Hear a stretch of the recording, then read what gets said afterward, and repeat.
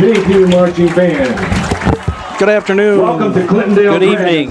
August 26th, 21-22 school year. Home opener, Clintondale Dragons in town versus your Richmond Blue Devils. Welcome to Ben Bolt Stadium and now Coker Field. Richmond TV 12 is proud to bring you Richmond Varsity football for this 21-22 school year. Tyler Blish is on camera tonight. Always does a great job for us. And Jason Robbins is our producer, as always. Does a nice job producing for Richmond community events, whether it be board meetings, city council, good old days, community events. Does a great job. Clintondale won the toss. Tonight's a special night. Dedication to Coker Field tonight. The dedication was a little bit earlier. I'm going to talk about that in a second. I'm Keith Bartels. I'm joined with the former legend, still a legend, Chase Churchill, in the house tonight. Volunteered to come up here, special night, played for Coach Coker. We're going to talk about that in a minute. But was a special night, dedicated to Coach Coker. Lost his battle to cancer this past year. This field inside of Ben Bolt Stadium is named Coker Field. Celebration tonight before ribbon cutting ceremony. Mr. Pat Akerley, ex-coach, director of operations of Richmond football, is going to be in a booth in a little bit. I'm going to have him and Chase talk about that experience. So, Chase, welcome. Thank you. Yes, sir. Thank you for having me. Deep kick number 2 lands on about the 18-yard line, picked up by 5. Run out of bounds. Number 5 picked that up around the 18-yard line. It's going to take us a little bit of time to get this because our rosters are in alphabetical order versus number order. Yeah, that's pretty odd. Ball on their own. So number 2, Ja'Cory Burris Gordon kicking that. Run out of bounds there by 170-pound junior. Talked to Coach Misko earlier this week offensively, which we're on right now, said the power run game has to get established and limit any negative plays. Sounds about right for Richmond. Yeah, so we got sophomore Jake Morgan under center, hands off. Nice run. Number 20, Denny Saligan. Number 20, Denny Saligan with the handoff, getting it up to a lot of new faces for Richmond this year. They graduated a couple seniors, but looking at the roster, they're very junior heavy, it looks like. Yeah, a couple sophomores, a freshman or two. But yeah, like going back to what you said with Coach Misko's main point, Richmond, we've always been a very pound the ball down your throat, especially early on the ball game, establish the run, and then that way we can go and hit you with play action and go over the top. But establishing the run game is a big must for Richmond. Morgan gives it again to Halligan. He was able to break that tackle. Nice cut back against the grain. That's what the Blue Devils wanted. And he's gone. No flags. Touchdown, Saligan. That was a nice run. Nice block. I don't know who it was that came back to do a little bit of crackback block. Did a nice job. I think it was Ben Hitzelberg that came back across. Hitzelberger? Yeah. Did a nice job keeping his head in front. Exactly. That could have been a flag any day of the week, but good thing kept his head in front of him, and it's the way to kick off Coker night here in Richmond. Yes, it is. Another great thing about tonight is the bittersweet of it is the Sean Misko era begins. Named the head coach this spring. Drew Matty-Unis to kick the extra point, number 15. Soccer player. Yeah. Should be easy money for him. Gotta flip the laces around. Yeah, gotta move those laces. Nice kick. For the extra points at the 11:02 mark of the first quarter. I think that was that Hitzelberger that was holding? Yeah, Hitzelberger with the hold. Yeah. Good start for the Misko offense. You saw the Clintondale Dragons. They had the angle and pursuit on him, missed the tackle. He was able to keep his balance. And that's the thing. We definitely got like a power versus speed game. Clintondale's known for having super freak athletes and getting the ball outside and throwing the ball a couple here and there. But yeah, Richmond's got to make their money's worth through the tackles, through the gaps. Just gap scheme them, run the ball down their throats, and I haven't seen Jake Morgan throw since whenever I was in high school, but he's got to be able to connect on the deep shots when they open up, but that's probably what Coach Misko is hoping for later in the game. Yeah, he wants to hit it outside with Saligan and then run it down her throat with Jones. Saligan, a senior. Jones, just a junior. So tee it up at the 40. And it helps you got Hudson Davenport, big body, blocking, leading the way through the hole for you. So yeah, it's nice when your H-back is athletic and that big. Exactly.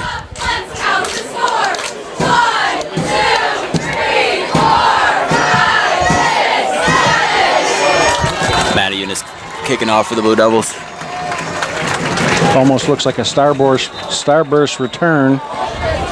Gotta love those. Yeah. That's a Marine City special right there. It sure is.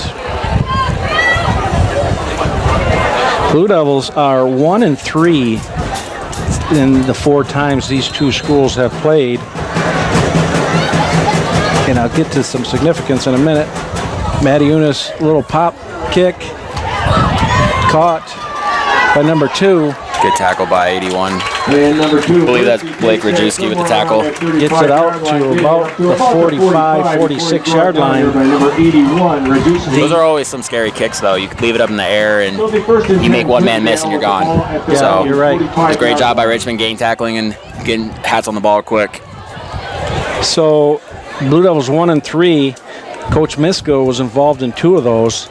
In 2002 in the playoffs, second round, the Dragons on this field, when it was grass, lost to Clintondale 19-7, and then the year later for the district championship, they beat Clintondale in 03, 21-19. They were heavy underdogs, and they shocked the world that night to advance to the state semifinals.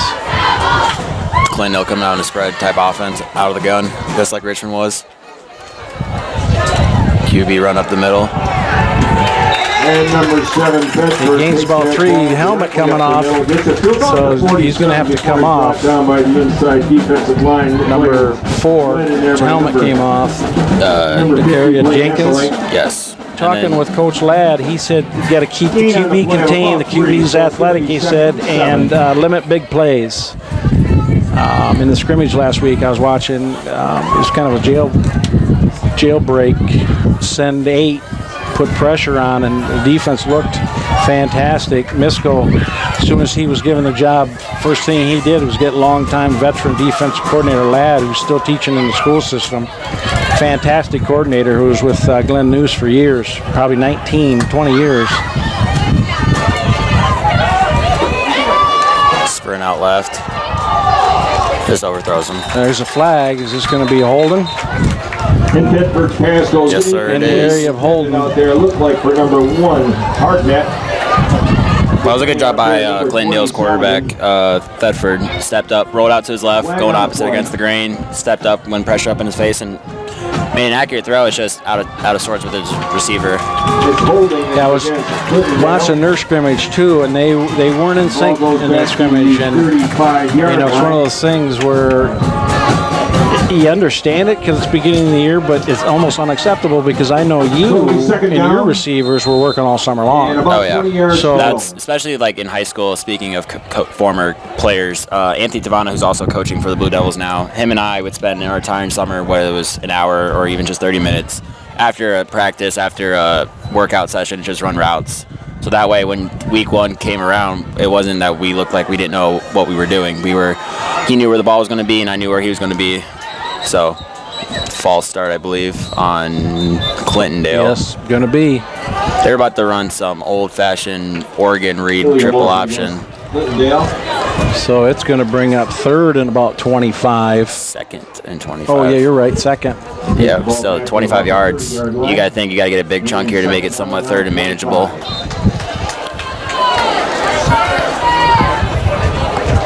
They're explosive, so Takes one play. They have some good athletes. Whether they can come together tonight or not. Last week they were struggling a little bit on their first throw so far, but you know, playing this game most of your life, it's 4 quarters, a long time. Absolutely. JV. They got 5 seconds. They're about to get delay a game.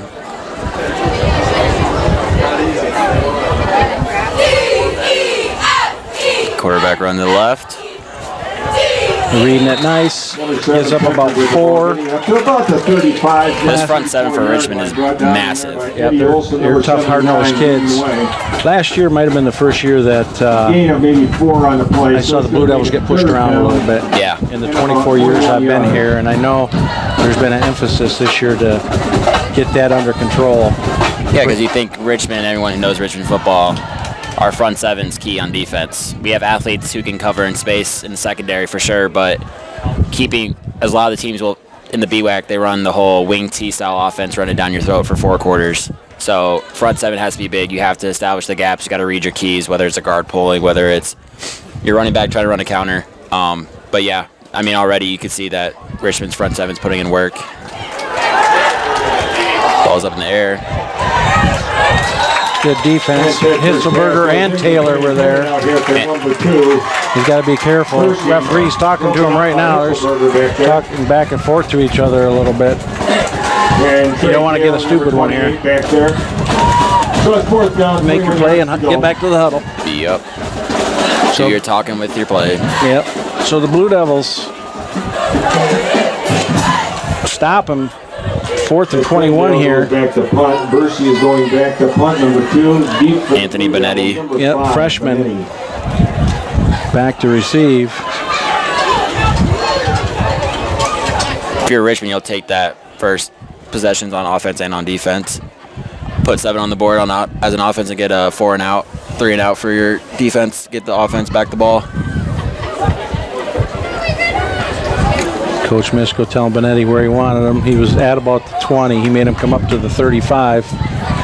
Going to have some pressure there. Do not know if that was tipped or not.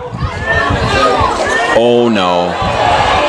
That's one thing Benetti will learn, too. If he sees that bounce and some dude in his face, he's got to let it know. Just take your medicine, let the ball roll out. Yeah. Worst case, you're on the 35, maybe 40, depending on how the bounce came. But yeah, you let that go. Yeah, especially with a dude coming with no blocker in front of you, just aiming for your chest. Yeah, Coach Ladd's got him right now. Yeah. Their own 43-yard line. It's great to see Ladd back on the sidelines, though, like we mentioned earlier. Yeah. I always remember in high school, you always used to ask me, who are we playing this week? What's the scouting reports? And he's very, very intelligent when it comes to football, as well as history, I believe he teaches still. Yes, yep. Honors classes. Yep. Seems like the same thing we saw on the first drive. With a face mask. It's close. 55 on the tackle. Jeremy Wise. It's a good job getting downhill. So you'll take 4 or 5 yards every run. Gain on the play. Ball's being spotted at about the 49-yard line, so gain on the play of about 6. Got 4 yards to go. 2 and 4. So how's football going for you? We just ended camp last Tuesday, and now we're preparing for our first game next Thursday against Slippery Rock. Okay, Slippery Rock. Yeah, they're ranked 5th in the nation in the preseason polls, so they're one heck of a team. So we just got to have a sound game plan and just execute it. Morgan takes that snap, inside handoff. That's to Jones.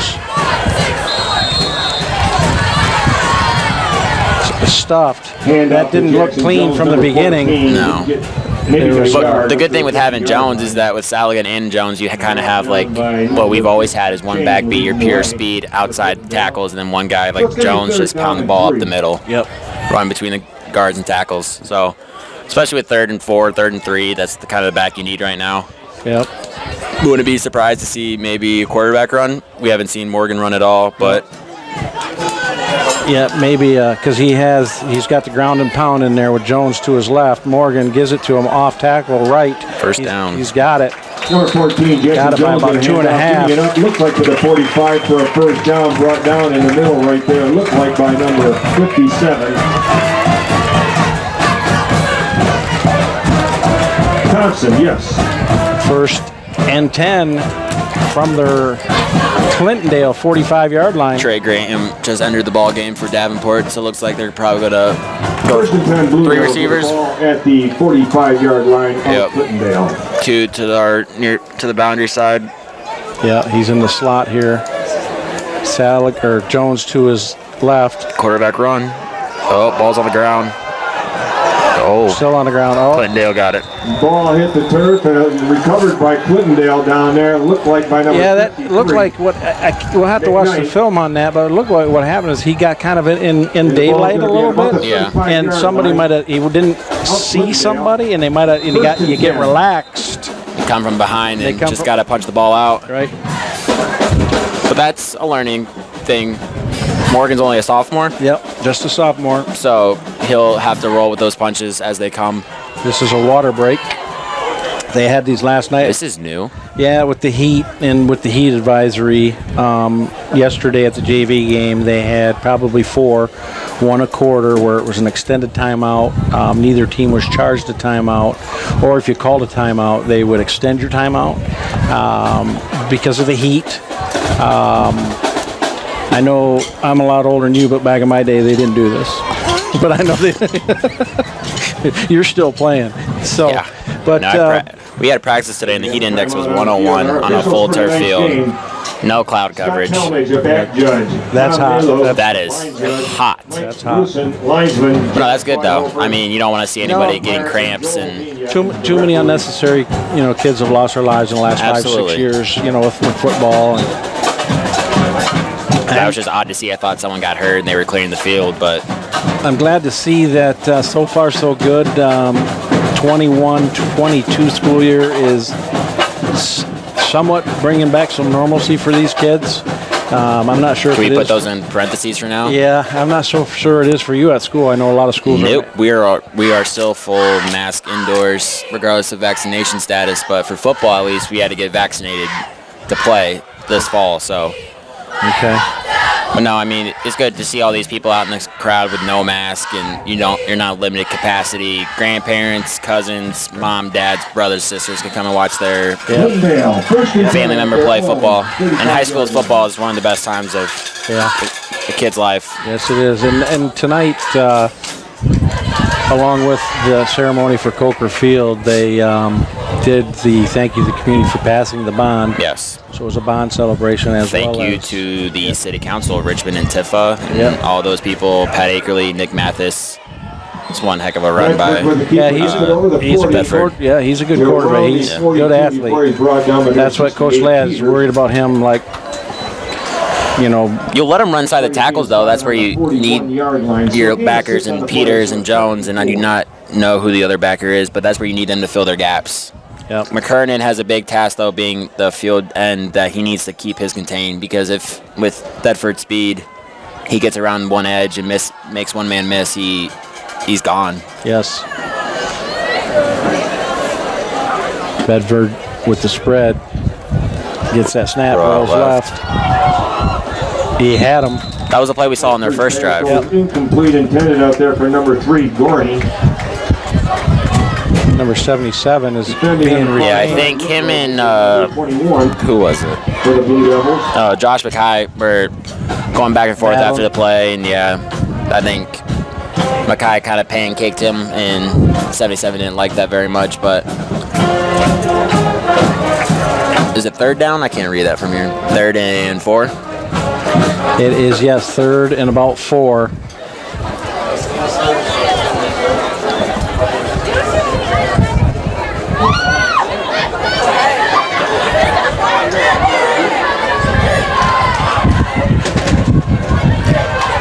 See what we have here.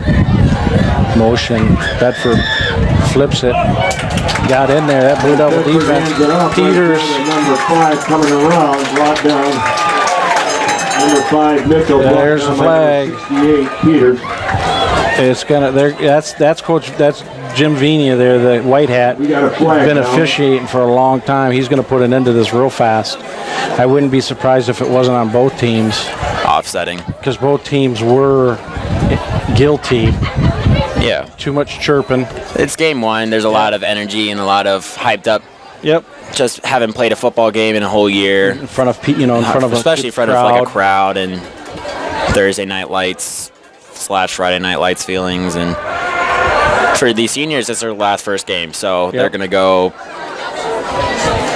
absolutely energized up this entire game from start to finish. So trying to iron it out here. These officials want to make sure. This is a great crew. Tom Mayu, Jim Venia. Talmadge. He's gonna. I believe it's offsetting, or they might be. I think they're asking Misco if they want to accept it or just decline it. That's Coach Mayu. And he's writing down the number. It's going to be a warning, probably. Yep. Richmond. There's Richmond and then Clintondale. Yep. Like we said, offsetting. Yep. They want to set the tone. Yeah. Now both sides probably get a warning. Absolutely. I didn't see an official go to the other side, though. No. He is now, maybe? Yep. No. Nope. So the ball goes to the. We did not get numbers on that though, so I didn't see what happened after the play. No, there was a couple different, scrums. I gotcha. Back to receive. In the play before, it was 77 Yep, and Mackay, and then Nick. The thing Richmond needs to know though is retaliation's the retaliator is more likely to get caught than the dude who initiates it. So they just got to keep their heads into it.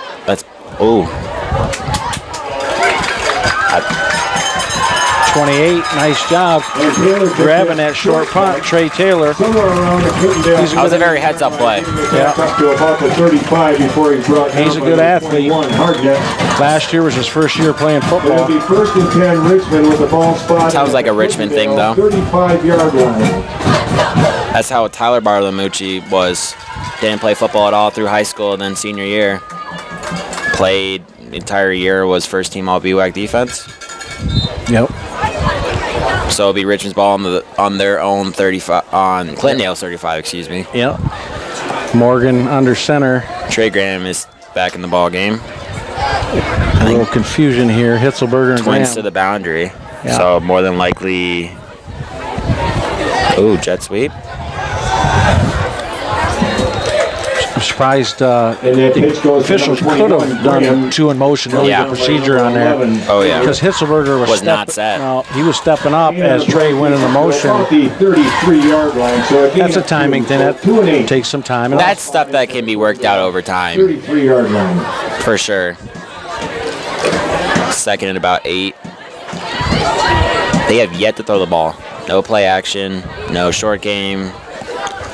Yeah, Coach Misco told me today he wants to pound it. And he's so far living up to it. Jones off tackle, big hole, bounces outside, lowers that shoulder. And number 14, Jones with the I believe he's just short. To about the 25 before he's run out of the far it's going to be close. He's either just short or he just made it. I think if they put it on the 25, he's got it. I think he's got it. They're going to put it down right there on the 25 and look. Yeah, he got it. Yep. First down. 4:52 to go. Blue Devils 7. First and 10. Dragons nothing. Keith Bartels. Chase Churchill bringing you Richmond Varsity Football 21-22 school year. Home opener, season opener. Tyler Blish on camera does a nice job. Jason Robbins, our producer. Check us out on Richmond TV 12 YouTube channel for not only Richmond Varsity Football, for many local events. Good old days coming up. Yeah. Off tackle, they're blowing that. Getting a good line push there. He gained 8-9 yards on that. So here's my question. Second and about 2. You know you've been running the ball down their throats. Ben Hitzelberger is at least 6'3", 6'4". I get him one-on-one coverage. See what you got. Let Morgan throw the ball up. Incomplete, you're still 3rd and 2. Well, I know you would either like to go a fade route here or the old post corner. Oh, yeah. Look them off one way and go to the other. And that was Coker's thinking, bringing it up. Like, him and I always talked about it, like, in between, like, plays and stuff. Saligan. That was a great field tackle by number 2. Varisty Gordon. I'm not going to try to say his first name and butcher it, but that was one heck of a tackle, open space tackle. Yeah, and on the long touchdown round, he missed that one. Yeah. You know, you got enough of them this time. 16-yard line. But no, I mean, Coker and I, we always talked about that in between, like, if we were second down and short, is like, do we take our shot? And worst case, we're 3rd and 2, and you know what I mean? But 3rd and about, I'd say a yard, maybe 3rd and 1. Yeah, about no one's on Graham. Hand the ball off. Ooh, Is he short? No. Ooh. Halligan right up the middle. I think I think he's going to be 4th in inches. 15 brought down by. You got to go for it. You're right. They're calling fourth. Just spotted short. Yeah. Richmond, you got to go for it. Worst case, you're making them go 85 yards, and your defense has been stopping them the entire first quarter so far. So, you know, the varsity and JV have been practicing together in stations, so the JV kids are getting work from Ladd and Nisco and the other coaches in Tavano. I'll talk about that in a second after this big play. Big play offensively. Jones to Morgan's right. Fakes play it. action. Got McKernan. Wide open. McKernan, touchdown. And that Nice throw. Nice call. Fourth, and they didn't see that one coming. Nice pass from number 4. And I mean, that's Richmond 101 right there. Coker smiling. Absolutely. That's right out of his playbook. Absolutely. It was a great job, too, by Morgan selling the run fake and getting his eyes right to McKernan. Yep.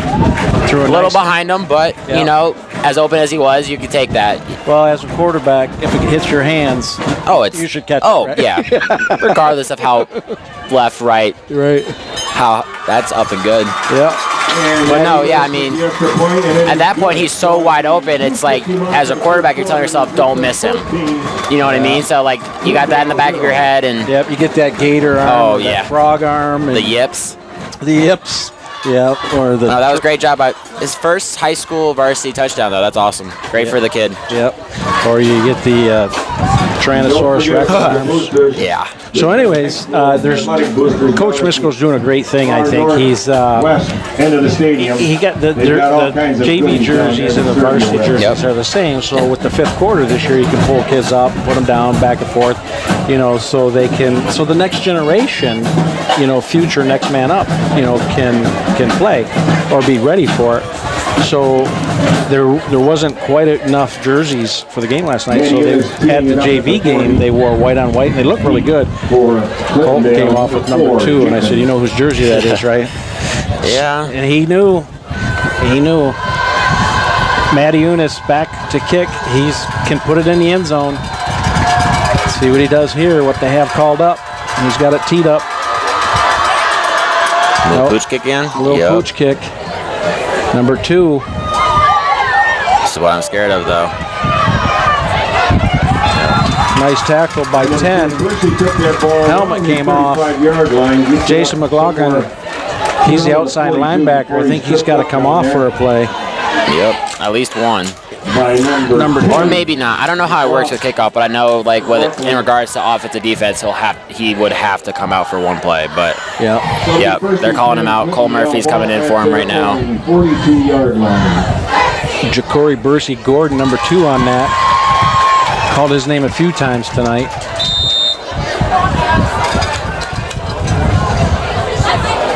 And we got Murphy in there. We got Peters and Jones inside. 2 good linebackers. Murphy replacing McLaughlin. Speed option.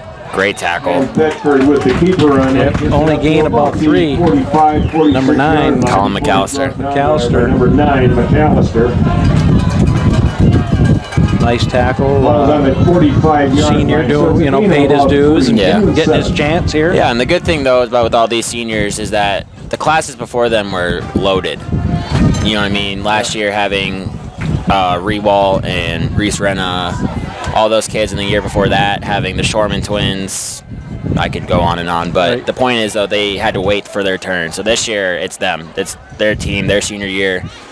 And that was just a prime example of making a play out of an opportunity. And Coach Misko wants to keep that going, and I think that's why he's doing the 4th quarter stuff. One thing I am confused of, though, right now, you see that Cole Murphy and Colin McAllister are not over the slot receivers. I don't know if they're trying to play a wall technique and just play cover 3, because that's a tough assignment. If you're that walked out, you're not fully covered. You're not apex between your number 2. So I wouldn't be surprised whoever's up in the box for Clintondale is going to recognize that. You know what I mean? Like, they're leaving, just run a hitch, run a 6-yard hitch, sit down, easy throw and catch.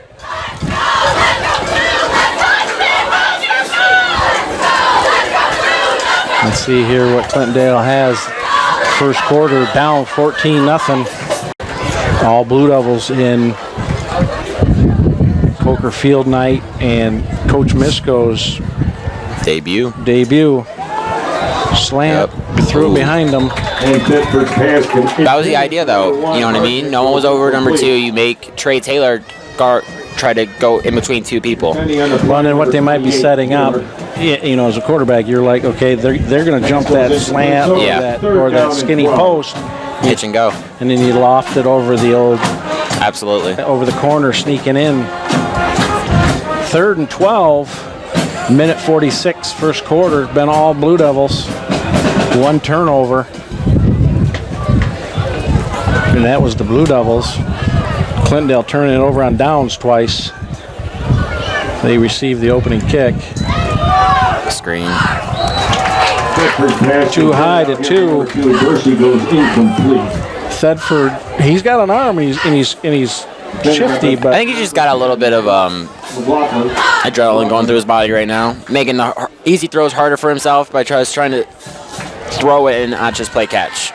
And then that's the whole mentality thing right now. He's just trying to be too perfect with it. And everyone does it. Professionals, college. So if you're the Blue Devils here, you want to keep pounding them and put them away. Absolutely. Don't let them back into the ball game. Right. The longer you allow a team that has the jitters or is not in sync to stick around, you're playing with fire, that maybe they will. 2016 opening game against Marysville, that was exactly what happened to us. Marysville came out all jittered up. We scored 2 touchdowns in under 3 minutes, and they came back and just absolutely pounded the ball down our throats the second half. Smart move by Benetti. Number 5, Benetti, somewhere around the 38-yard line or so.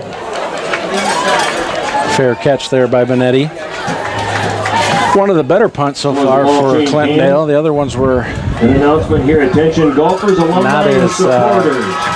High or as far. Well, Morgan, this will be his fourth series as the varsity quarterback. 2 touchdowns and 1 fumble. Sponsors are needed, and spots are. I'd take that ratio. Contact Kevin Bergeon. Absolutely. Jones. I just would love to see them throw this ball to Hitzelberger right now. 1-on-1, no safety help. Going back to pounding the ball. Gain of about 2 to Saligan.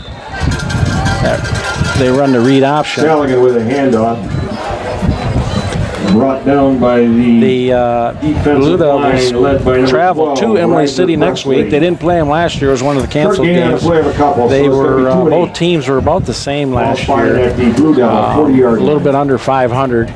Last year, everybody made the playoffs as part of since the first couple games were canceled because of COVID.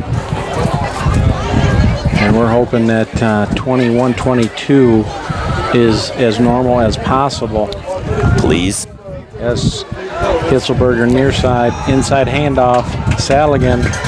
Ooh, he almost broke that. Handoff gets it up to about the 44-yard 15 and 55 take him down. I think if he tries to go more north and south rather than east and west, he gets more yards out of that. Yeah. Selman Wise. That's one of those things where you go east and west for a split second, then you get vertical. Yeah, absolutely. You make one man miss east and west, and then you try to gain more yards because instead of it being 3rd and 5 right now, 3rd and 4, it could be 3rd and 2. You know what I mean? And every yard counts. Yep. So, that's things that time will come during the season, and they'll watch film tomorrow or Saturday. And Saligan sat out last year because he transferred from St. Clair, right? St. Clair, so he had to sit. I just want to see him air the ball out. False start. Timeout. Offsides. On the defense, I think that's going to be a first down. 1, 2. That's things that you don't need for Clintondale right now. Yeah, 3rd and 4. Flag on the play is that's a first down. Must have lined up. 1, 2, 3, 4, and 5. First down, Blue Devils. Yeah. Now, will the clock run? I think he'll wind it because it was wound. Yep. So. Yep. So that's going to be the end of the. I think this is going to wait. Ball won't move really. No, that's an easy one to spot. Yeah, absolutely. Just move the chains the opposite way. Yeah. So again, end of the first, we're going on to the second. Blue Devils 14, Clintondale 0. Keith Bartels, Chase Churchill in the booth. Former number 2. What are you right now in college? 14. Number 14 in college. We got Tyler Bliss on camera upstairs. Does a great job. Jason Robbins does Richmond TV, YouTube. Does a great job producing Richmond TV. Many city events. Good old days coming up. City Council. Board of Education. Board of Education. Makes the DVDs for your loved ones who don't live near here. Watch the games. Yep. Keep them for a keepsake. Absolutely. I still watch mine. Yeah, I would tell you I watched mine, but I'd have to get the VHS tape out. I'd have to get the VCR out. Absolutely. I still have it, but I haven't gotten the tapes put to digital yet. And there'll come a day, but there will come a day. But I don't know how long is that microfiche or whatever it's on. How long does that last? Yeah, exactly.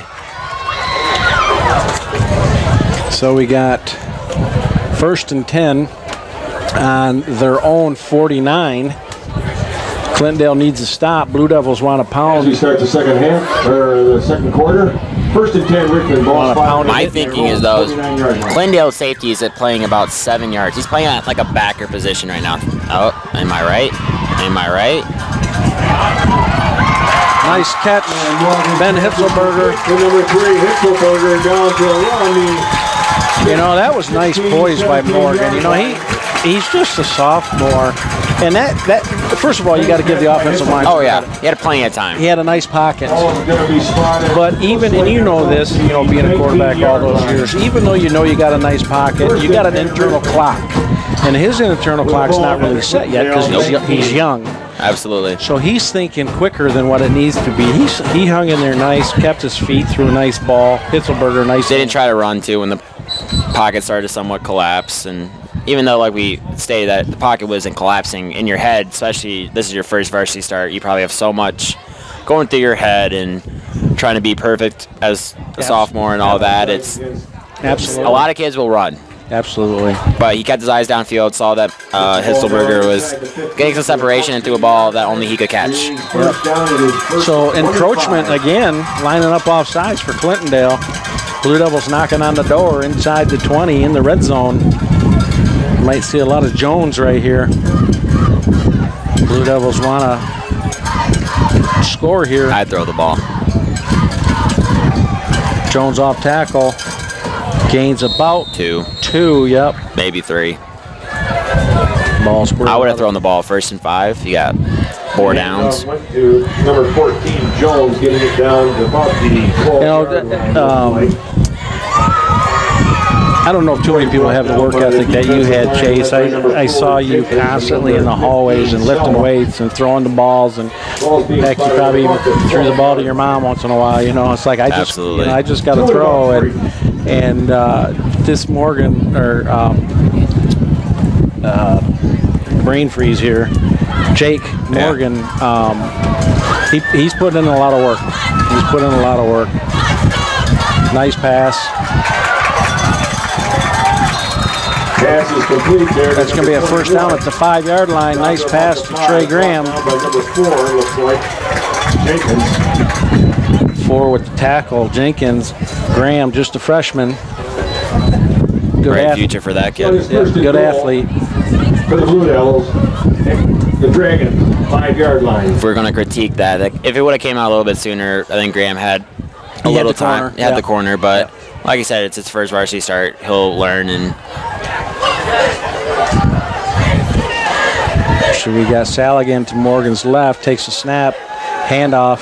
Saligan's going to get in there. And Saligan takes the handoff in from 5 yards out. Blue Devils 20, Clintondale 0. This is what the Blue Devils wanted. They've been able to run. Saligan busted a big play. They've been able to run down and get 4 or 5 yards. Morgan's made some big passes. Defense front sevens played well. If you're Clintondale, you received the kickoff at halftime or at the beginning of the game.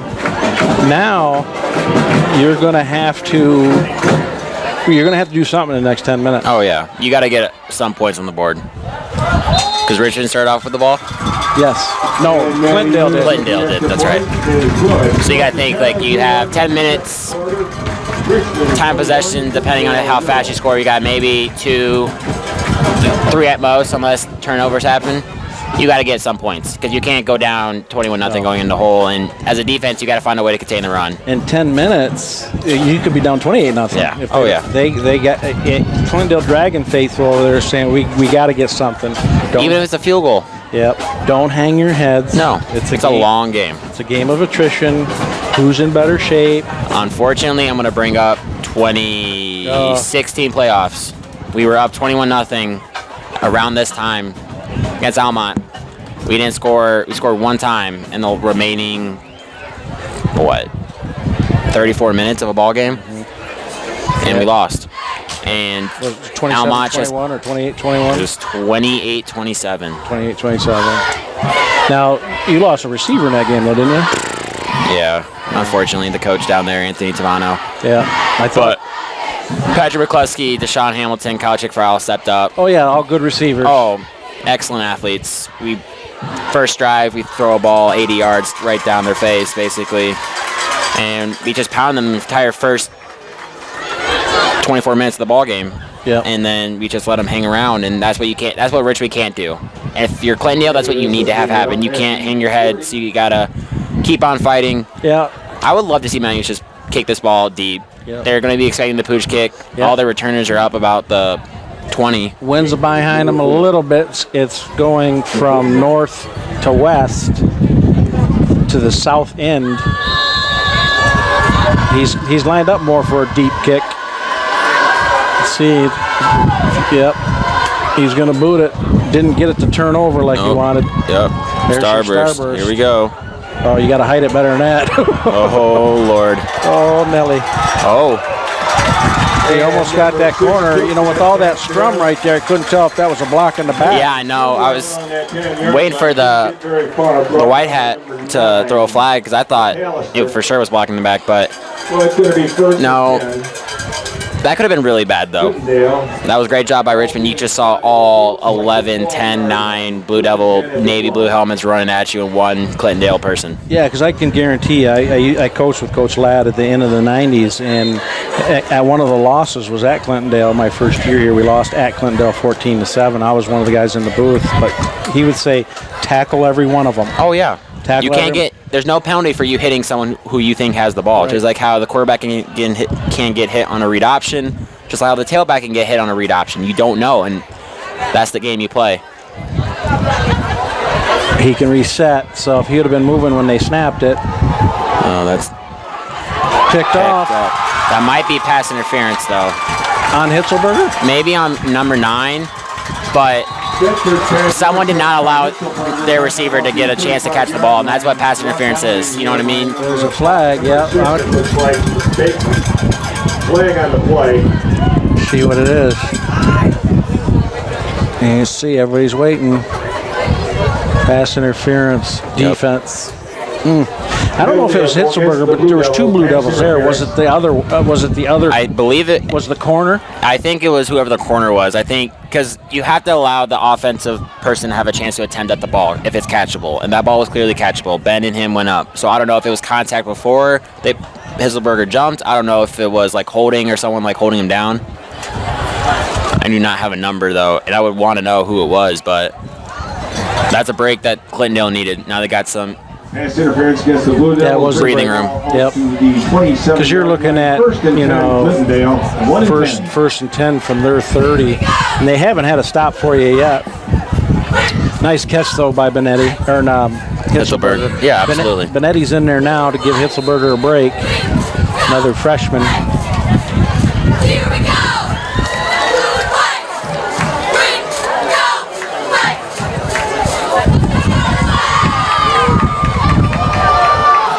Oh. Great job. Contained, couldn't get outside. I think that was Hudson.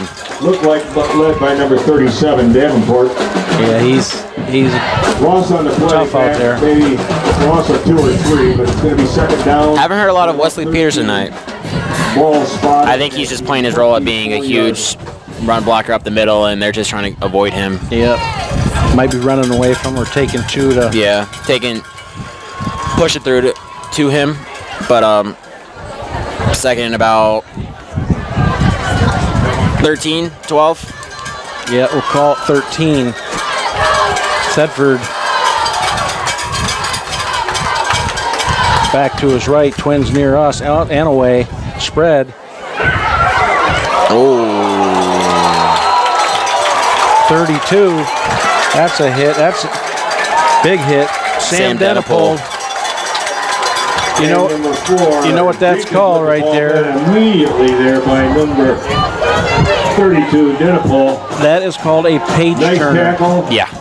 And the reason that's called a page turner is because at a college level like you play or the pros, you get a program and you don't just get a roster. Yeah, no. We can look up and down a roster for a number. You're going to turn the page in the book when you're at a big time to see who somebody was. That's a page turner in the higher level. Nice hit, Denipole. He's playing that other linebacker spot right now opposite Peters. Roll out. Oh. He had him. I think number 5 stopped running for Clintondale. I don't know if he thought he was getting close out of bounds, but that was a well-thrown ball in my opinion. 21 Graham also back there. 4th and 16, 17. I'd watch out for a fake punt. I don't know why. But you're down 21-0. You got to find a spark somehow, some way. Yeah.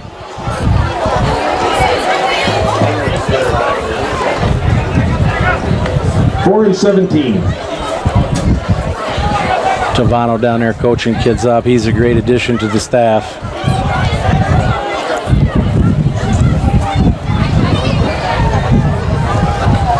Good numbers. This is like the second or third time Clintondale's had to run somebody in.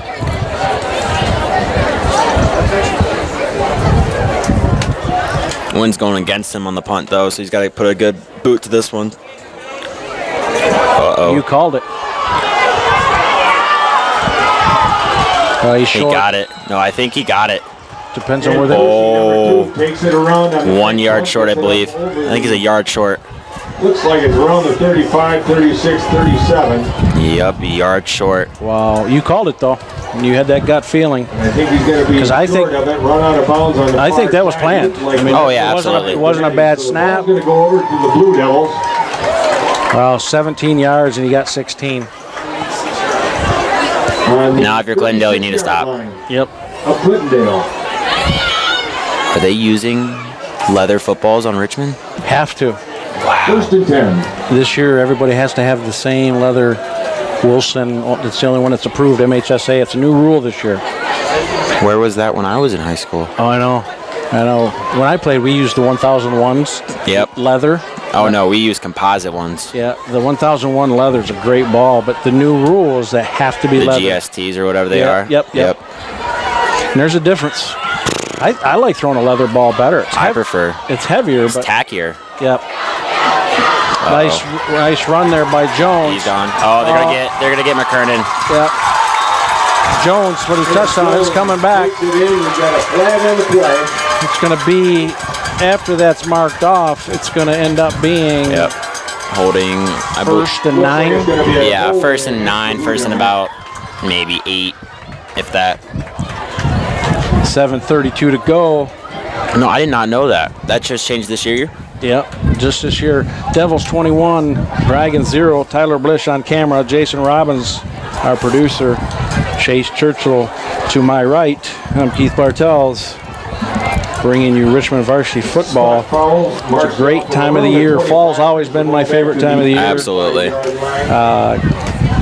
Kicking it in the end of August. The heat, I don't like the heat part of the football season, but gotta love the heat. But then you gotta get the fireplaces cranked up, the wood burners, and high school football. Here we go, same play. Jones. Great tackle. Yes, it was. Jones Number 4. It's just short of the 30-yard line. Jenkins. Around that 31. We've seen Hudson Davenport blocking this entire game. One thing that Coach Coker always loved to do was leak H-back, fullback, out to the flats. Run play action, give him the ball, give him in space. And he's a big body to tackle. Yes, he is. So you got to think Misko has to have some sort of play action naked or boot action out of the gun to roll out and let Davenport just leak out. So that's something to keep an eye out for. Second and about 5. A little confusion coming out of here. I think it'd be a timeout, Richmond. Yep, confusion there. Hitzelberger and Trey Taylor are talking it over with Coach Misko. So far, his debut is going well.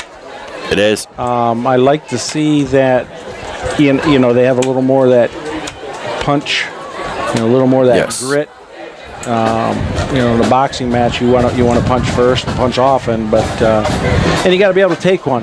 Yeah. Clintondale so far has not given one, but throughout this year they'll be challenged. Might even be tonight if Clintondale gets their offense in sync.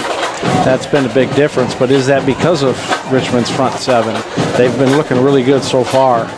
It takes one spark, whether that's a big play, whether that's a long touchdown, whether that's an interception, a turnover. It takes one. So Richmond's just can't take their eyes too far away from the scoreboard. Just got to think it's 0-0 this entire ball game. Learn on every play, execute every You're going to play. mess up. You're going to make mistakes. It's week 1. You're going to be thinking that they're going to twist it this way on a pressure or whatever the case may be. But you just got to take your punches like you just said. You're going to get punched in the mouth. That's high school football. Yep. And you got to strap your chin strap Throw back the ball up. to Ben. Nope. Oh, over pursued. He's going to be gone And this time. he's gone. Number 3 there. I think he got in. They're going to call it in. Yep. Touchdown. Ben Jones. That's his dad. Yeah. Jackson Jones made number 7 miss. Kind of juked him outside, and he froze. And he went right off tackle. I'm going to have to watch the film when I saw this. Hitzelberger, way beyond the play. The kid he blocked is never going to make the play. So you just lay off. Let him go.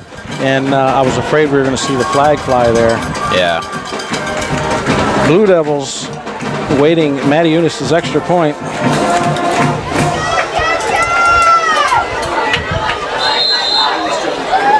Snap down. Kick is up. And it is good.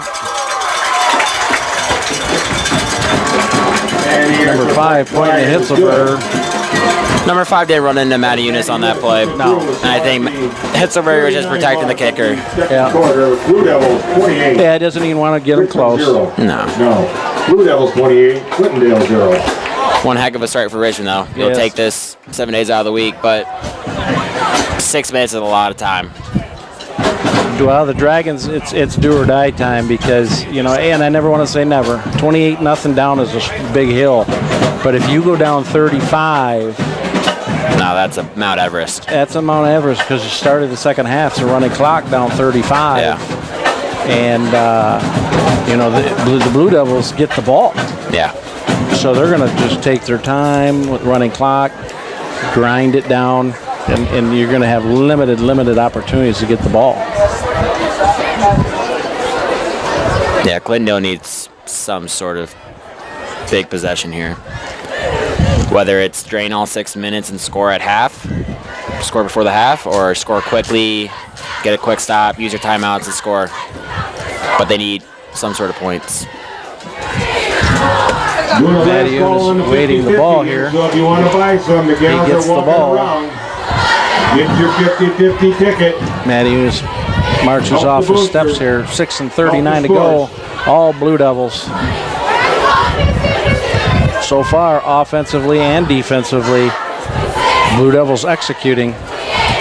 Clintondale a little out of sync. Lots of times running guys in at the last minute, and their offense hasn't hit their groove either with timing and execution. That's still a funny spin. It's that soccer spin. Yep, there's that thing again. Number 5's got it. That's a great job by Richmond. Gets it out to about the 20-yard line. They don't do a very good job of hiding it. No. You're supposed to hide that baby so they don't know who has it. So that's something they're going to break down in their film. That's always a 20-yard line. dangerous play. All Blue Devils on this season opener, home opener, Ben Bolt Stadium, Coker Field. It's awesome seeing all these Coker Strong shirts. Yep. Dedication tonight to the field for what he's done.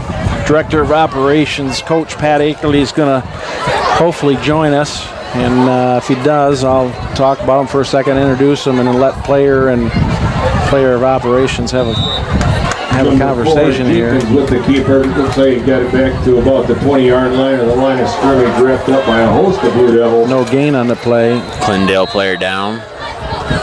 Not a very good thing to see. No. Never mind, he popped up. I think he's got to go off since they stopped the play. Yeah. Again, get those 50-50 tickets. I hope that Gordon, number 2, is okay. He's over there by the Last chance. John Deere Gator getting some medical attention. He's standing though, so I think he's okay. Yeah, I think he's getting taped up right now, it looks like.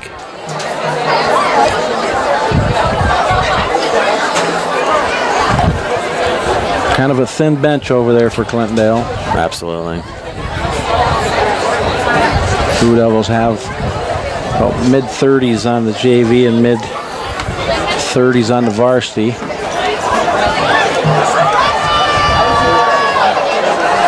Fumbled out of bounds. Nice hit by Denipole. Denipole better calm down. Yeah, they'll throw a flag for celebration. Got to be careful of that.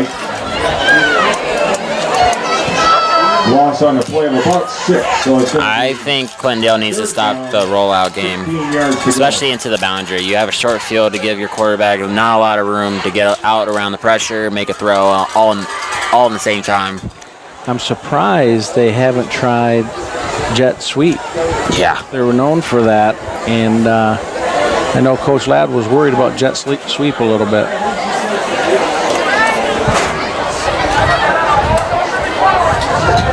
Blue Devils looking to surprise some teams this year. A lot of people in the BWAC thinking they wouldn't be ready.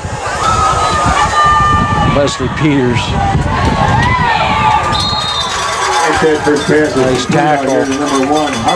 Number 9, McClellan, did a nice job getting out there from that line. Oh, Colin McAllister coming out there from that linebacker spot. Trey Taylor as well. Brought down at the 18. Peters was hustling out there, though. He didn't want to cut back and run into that train. It's going to be 4th down and 12 yards to go. The ball at the 18. Well, we're going to be ready for that fake. Can we stop it? I would run it again. We're coming at the 5-minute mark right now. Last thing they wanted to do is give the Blue Devils the ball with a little less than 5 minutes. Down 28-0, and the Blue Devils get the ball. Coming in late again. Coach has got some film to break down and some things to change here for Clintondale. Blue Devils have gotten close to a block. The snap, that's a better snap. Let it roll, let it roll, let it roll. And that rolls dead at about the 50. There's a flag. That's going to be an unsportsmanlike conduct penalty on 50. Number 6. Number 50 for Clintondale lit up 28 Taylor. When they were watching the ball roll, he lit them up, and that's one of those new rules. If it's not a necessary hit, oh, I'm wrong. Well, whatever they call it. Whatever they call it now. Blocking the back, but it was after the play. Is that a spot of the foul call, or is it where the ball stopped rolling? I think it's a spot fall. So it'll be 10 from here. The one guy was standing on the 44, and the other guy was on the 45. Yep, 10 yards. 1st and 10 from Clintondale's 35. There's no ball, and you can't run the play without a ball.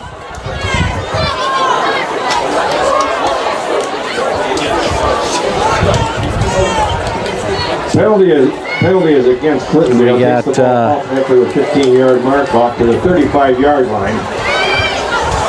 Morgan getting ready. He's got Saligan to his right. Dustin Davenport in the 8th spot.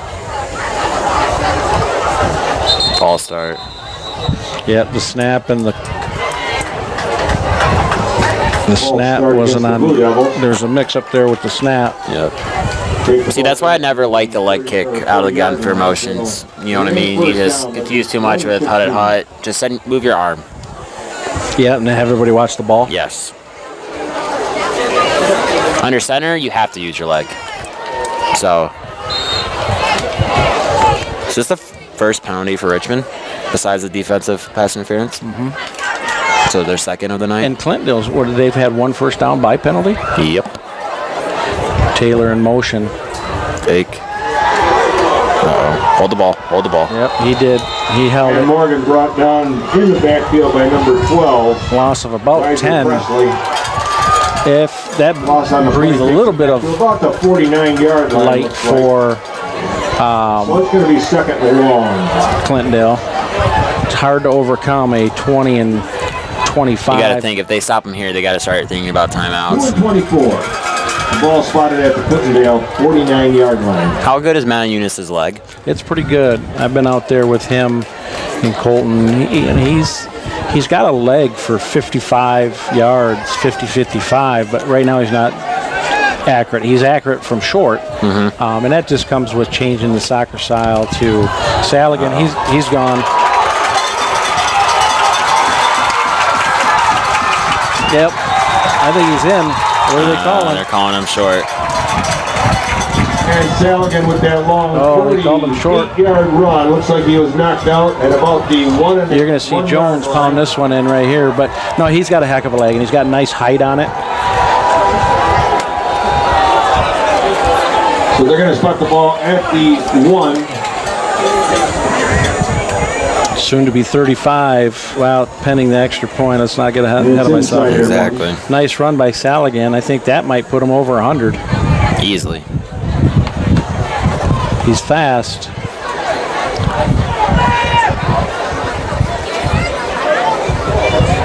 Just bring the house. That's what they're going to do right here. Stop me. Nope. Touchdown, Jones. Jones in for the touchdown. That's 34, pending the extra point. We will have a running clock. Start of the second half after the first kick.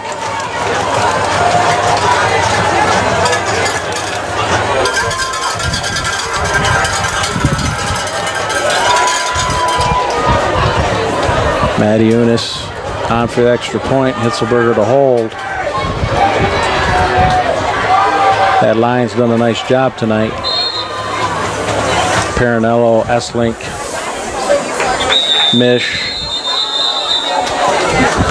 Gonna have something in here. What is it? Somebody's lined up wrong for the Blue Devils. Oh no, it's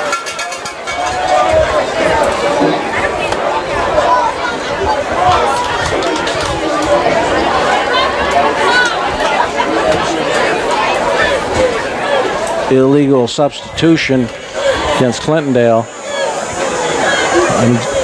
I don't know, why didn't they let him kick it and then call it? Exactly. That's not a dead ball, is it? Nope. So here we'll do it again. That's extra practice. If it was a tight game, you'd be a little more concerned about that missed call. But here you won't. This is an excellent crew led by Vina and Mayu. 5 for 5. 35. Clintondale, nothing. At the 3:19 mark of the second quarter. Feels like a Friday, but it's only a Thursday. And this Thursday's games before school started ended up because of not started being able to, when the state of Michigan said you can't have school until after Labor Day. Yep. To let the vacationers go up north Labor Day weekend for the economy, those Friday night games on Labor Day weekend got pushed back to Thursday. So then coaches said, well, then we're going to push the first game back to Thursday because I want a full week to prepare. Absolutely. Because my opener is non-conference. My conference first game is the week after. Yep. So do you want 6 days or 7 days, or 5 days or 6 days to prepare for it? So that's why because a lot of people are like, well, has JV played tonight? I said, no, they played last night. So it's the tradition with moving school after Labor Day. So I don't think it's going to change anytime soon. Even if I'd be fairly surprised. Yeah, even if school does come back before Labor Day, I still think we're going to say the Thursday. Matt Eunice, there it is, high end over end kick. Just return it. At about the 2.5 yard line. Uh-oh. He's gone. He's gone. Oh, that's a block in the back. We're not going to call it. Yeah, you're right. He started in the front. Uh-oh. Oh, there's a flag. And number 4. There is a flag. There's another one, too. There's 2. Yards. One around the 32, and then there's one around about the 33. Well, you know what the problem with that is? Illegal block in the back, Clintondale. Oh, no. And it's going to come back. We got an illegal block. And that's what you can't have for Clintondale. No, you can't. And here's on that kick, beautiful kick, right? Yep. You out-kick your coverage. Absolutely. You out-kick your coverage. It was high end over end. That's one, you're going to kick it to a guy that can run back like that. You better make sure you get in the end. And Drew's a great kicker. Yeah. It was a nice kick. But get that one in the end zone. It's automatic touchback in high school football. The illegal block occurred around the 34-yard line. It's going to be marked back. That's a big blow for Clintondale. 24. Clintondale would like to have scored there to stop the running clock starting in the second half. 24-yard line. You still got 3 minutes to work with, though. Yep. And they are explosive if they could, get their time. I just think they need to run jet sweeps. Change it up. Yep. Rolling out short side is not working for him. Or just have Thetford just sit in the pocket. Block your running back. 6 to protect 6. This is the first time we're seeing trips out of them tonight, though. Yep, trips near side. They got to walk. So we're outmanned here a little bit. They walk out Murphy on the trips. Uh-oh. There's a flag. Is that going to be a chop block? Well, it can't be a chop block. You'd need. Thetford's pass intended for number 3. You need 2, and that couldn't happen that fast. No. You're allowed to chop as long as someone doesn't engage. Exactly. 2 people. A cut block, yeah. Flag on the play. Wait and see what this one is. Is it against Richmond? Is it against Clintondale?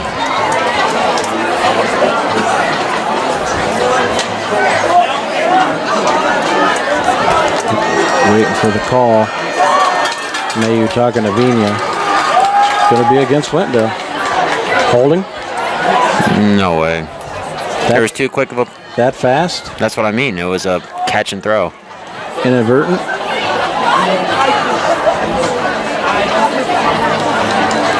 Illegal shift? Decline. Yeah, smart. Just take second down. Yep. Oh, cut block. What? Really? Illegal shift was one. And a cut block. Which was declined. The second one. No, this is where the 10 yards come into play. Yep.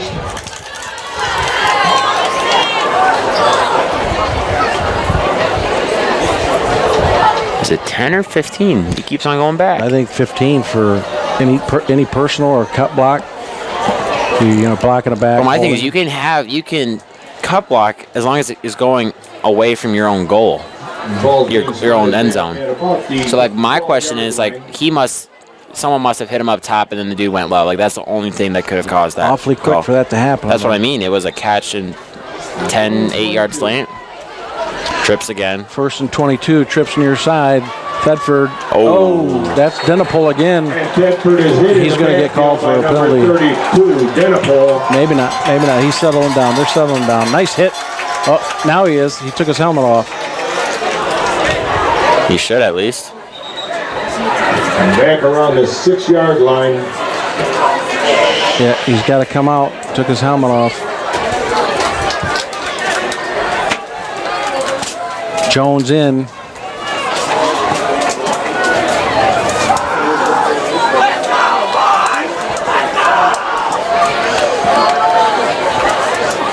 Nice hit. He's had a couple of them tonight.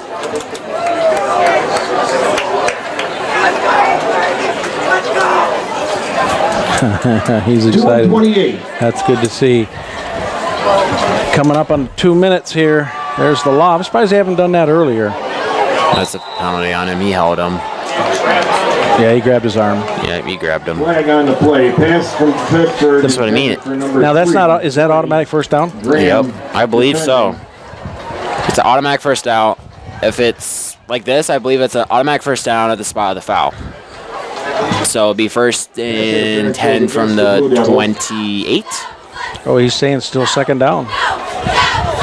So they're marching it off from No way. Then college must be different. Yeah, college is different. I know that. And I know in pros it's automatic first down I know. too. Yeah, that's what I mean. Like high school, they march it off. You know, I like this rule better. Yeah. You know, it's second and 28. You got them pinned back. And incidental. it's a bailout. Yep. But I mean, Trey Graham is a freshman, correct?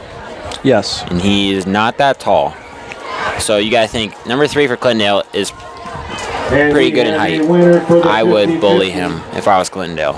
Not saying that Trey couldn't defend his own. Right. You got a size mismatch. If you get 3 calls in a row, you're marching down the field with no time off the clock. I was surprised last night at the JV game too. They had size mismatch on both corners. Yeah. And one of their corners was, one of their receivers was probably about 6'1". Yeah. And they, you know what? They threw that pass that we just saw once. Can receive the money. I don't get that either. Coach Coker would have had a field day. Oh, you and Tavano made a living on that. Second and 13 with 2:03 to go. Still a lot of time. Richmond cannot take their foot off the gas. Go in the second half with the running clock, get some of the younger guys in, sure, but right now you got to keep them from scoring. Yep. Because it takes one, like we said earlier, it takes one score, one spark for a team with a bunch of first game jitters. Smooth the sails, and then you're in for a ball game. Well, you're right. I mean, Richmond, and I don't think Coach Miskell will do it, knowing him as a student athlete coming through here and as a wrestler. Nice play. As you know, and I don't think you can't take your foot off the gas. You can still have sportsmanship, not run it up, but you can't take your foot off the gas, and you certainly can't take the foot off the gas at halftime. His speech needs to be, this game is not over. You know, we need to finish what we started, because it has happened where, it's very rare, but it has happened where teams think the game's over.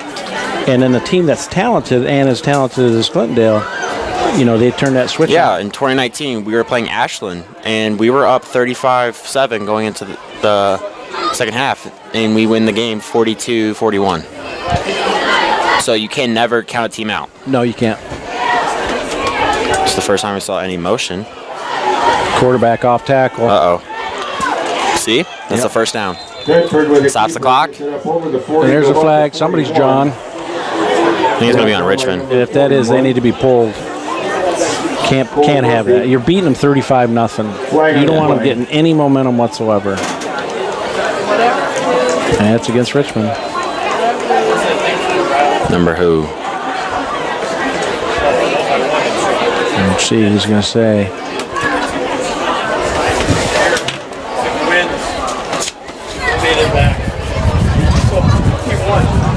Personal foul against the Blue Devils. I don't know who it was, but that's just dumb. Yeah, you gotta lay off of that. Where's the raffle? Clintondale. So we got Clintondale showing some life. Yep. Clock starts 1:52. We haven't started it yet, though. He said to wind it. Clintondale getting a break here, because the clock should have ran after a running play. trips and twins. Quick pass. Nice catch. I think if that's on his sternum, he's got some blockers in front of him. That could have been a bigger play.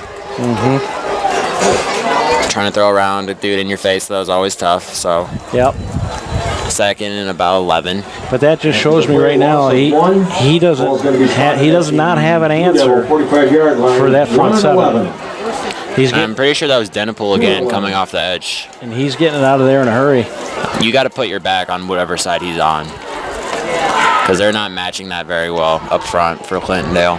We got Trailer this side at corner, Graham on the other side, motion coming this way. QB run. Uh-oh. Nope. Oh, flag all the way. Flag. Clintondale, all the way from the back. Clintondale's not going to be happy. They're going to. I mean, you're not getting hosed 35-0, but they had a touchdown call back from a kickoff, and then now this one. Unless it's against Richmond, he's pointing towards Richmond. He is. I don't know what it's going to be here. He's pointing that way. Yep, black in the back. Oh. Man, if you're Clintondale, he's got a illegal block. And I didn't see it. I'm not saying it wasn't. Yeah, that's weird that came all the way from the back judge, though. That's 15 or 10?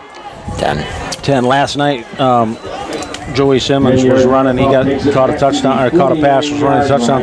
And Charlie Hitzelberger, the corner was coming up, and he had his head in front, but his shoulder pad was in the back. Block in the back. And but they didn't call it, and they Joey scored. There you go. Now you roll out. Oh. That's going to be illegal touching, right? No, I think it was incomplete. Incomplete pass. I don't think his rushed by Denipel. He was down. His hand was on the ground, so you can put your hand down. But I don't think his. I thought his butt was down. Yeah, maybe. I didn't see it though. I mean, that's a break for them if it is. It is because. Stop the clock. You're 3rd and 15 now. Yep. But they do not have an answer for Denipel coming off the edge, and he is just full head of steam straight downhill. Here's what has to happen here too for the Blue Devils. No trash talking. Get in. Injury free. Up 35-0. Mission accomplished. March down the second half. Put the game away. First drive. Yep. Play your backups. Keep your starters healthy. Because you never know when it's next man up. Absolutely. 3 and 15. Clintondale needs something. Oh, yep. Great job. Great call by Clintondale. Yep. It's going to be 3rd and 10. He'll take that. But no, yeah. I mean, my sophomore year, I was the next man up, and you never know when it's going to be your time. And getting your younger guys reps is always key, because if they ever have to go in, the transition from JV to varsity is huge. Everything's going 1,000 miles per hour faster. So stronger, faster. Oh, that's why I'm impressed with Morgan tonight. He's throw the bubble. See, there you go. Oh, he's still up. Yeah. Great Strong. job. Pass is complete out there. Number 9. Timeout. Surprised Clintondale is not calling a timeout. I'm not sure they have any, do they? I think they have at least one. 39 for a game. I know Richmond used one. 4th down here. They need a first down. That strong kid there, Taylor. Tackled up too high. Yep, didn't have him wrapped up. You gotta hurry up. 15 seconds left. Roll out. Oh, maybe one man miss. No flag. Great drop. Oh, here's a flag. Is it going to be roughing the passer? I think it's going to be late hit. By number 21, Graham. So the ball should go over on down. A penalty on the field. Rough. He's got to keep his helmet on. I know, they got to stop pulling it off like that. I think if this is roughing the passer, it's 15 yards. Yep, it is. Personal foul, roughing the passer. Yep. So personal foul, roughing the passer against bad news for now you gave Richmond, them a reasonable, but good news for 7 seconds on the clock. Yeah. Tough. Takes the ball down. If they had a field goal kicker, They'd be kicking it. They'll be 1st and 10, Clintondale. Now you got to throw one up. Yep. I mean, maybe quick short pass outside. Maybe. Coach Ladd calls timeout here. Blue Devils. Just stack them all in the end zone. But here's the thing: if you're Clintondale, you got 7 seconds left. A normal play, quick pass takes 3 seconds from snap to catch out of bounds. If Coach Ladd's telling his DBs right now to play back, I would be surprised to see 3 or an outside receiver, slot receiver, run a 5-yard out, get upfield, and have 2 seconds on the clock maybe. And then that's when you take your shot one-on-one somewhere. Yep. Makes it easier. So they're at about the 24. He's got the arm to get it in the end zone. Oh, yeah, absolutely. But you're going to see Hilselberger, you're going to see they're all going to be giving them Trey, you're going to see both Treys, Trey Taylor and Trey Graham. Keeping them in front. Yeah, tackle them. Keith Bartels, Chase Churchill is to my right. Tyler Bliss upstairs on camera does a fantastic job. Jason Robbins produces all of Richmond TV. Check us out on Richmond TV YouTube channel. 35-0. 7 seconds to go in the first half on Coker Field dedication and a new era being brought in by 1st and 10, Coach Clintondale. Misko. Spotted at the 24-yard line of the Blue Devils. JV won 23-0 last night, and Coach Misko was there on the headsets helping out. And trying to keep a goose egg tonight would be a great weekend opener for his program. I'm surprised there's no one back besides Hitzelberger. Here comes Xanapool.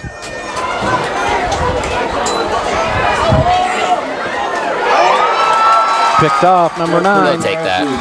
Yeah, number 9, Colin McAllister. Colin McAllister, number 9. Nice There's a play. second left on the clock. And about the 11-yard line. Nice job. Nice job, hard work for him. Senior year. Turnover pitchfork. Yep, picked. That's clever. And they got a chain. Huh. A turnover chain. Is that Miami? Who the U start that? Yeah, the U started it. 1st and 10, It's like Blue this Devils with the ball. bedazzled out the U. Their own. Pretty sick. Take a knee. Absolutely. Uh-oh.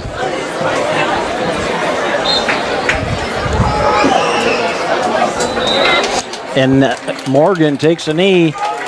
Blue Devils 35. Clintondale nothing. So far, offenses look good, defenses look good, special teams have looked good. You know, besides the one. Under the direction of Molly Schaff and led by drum majors, seniors Emma Milbrand and Owen Robinson, color guard captain junior Casey Mulberg.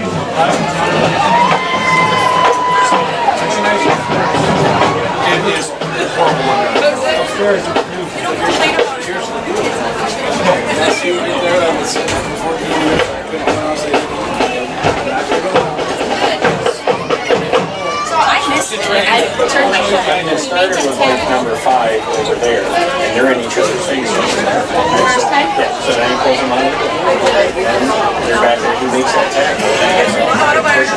Drum major, is your band ready? I think it's the ones that gets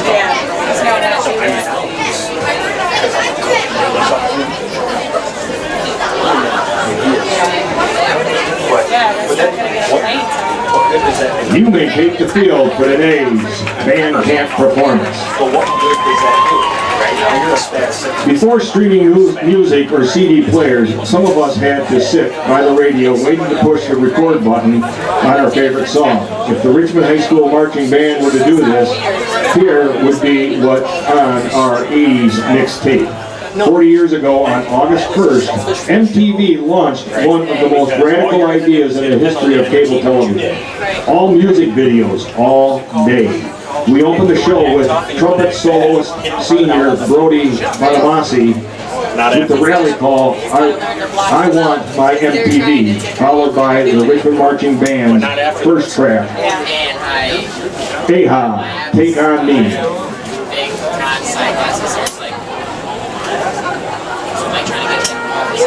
That's the thing, that is a good combination. Right. Not earning the starting spot.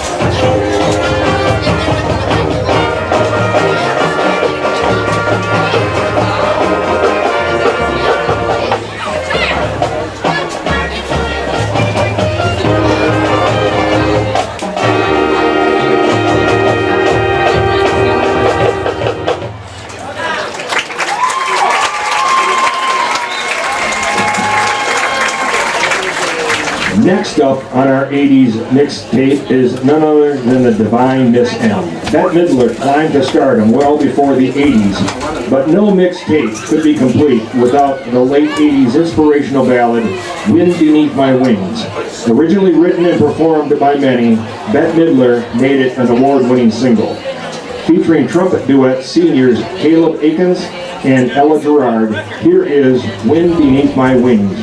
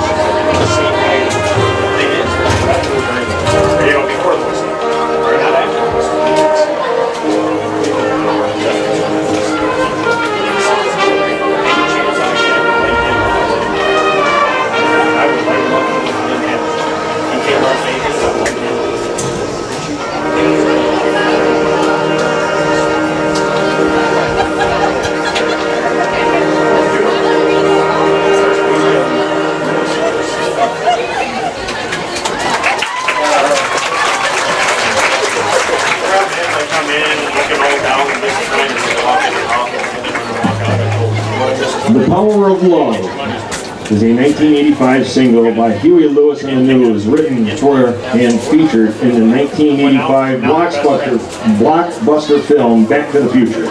The song became the band's first #1 hit on the U.S. Billboard Hot 100. Rock out with us to Power of Love.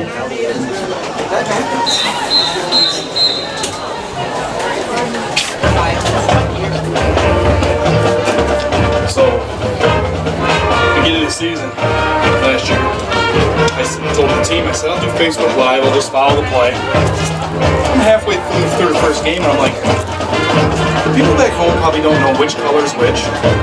People don't know what the score is, what the time is. I'm like, alright, I'm just going to update the score and the time every once in a while. About the third game, I was calling the whole game.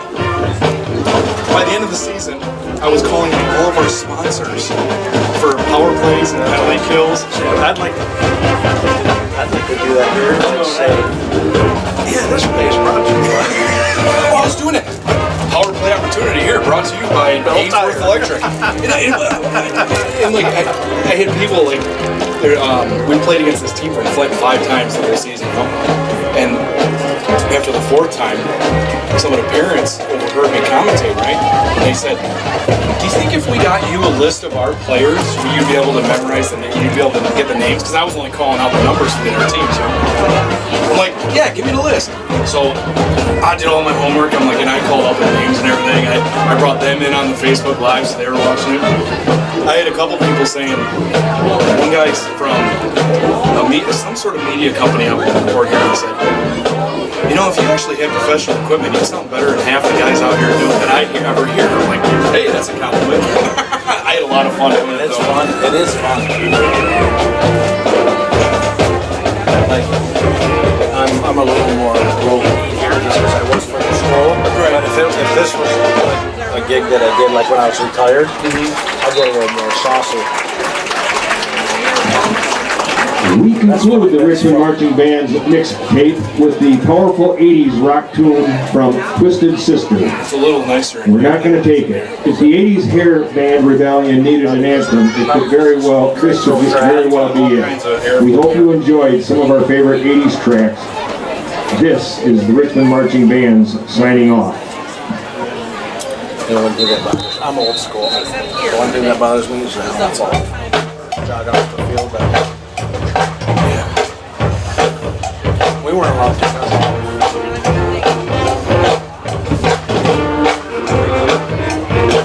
Well, once you take it off, you have to sit out. Yeah. For a play. I mean, it's mandatory. They'll learn quick. Hopefully.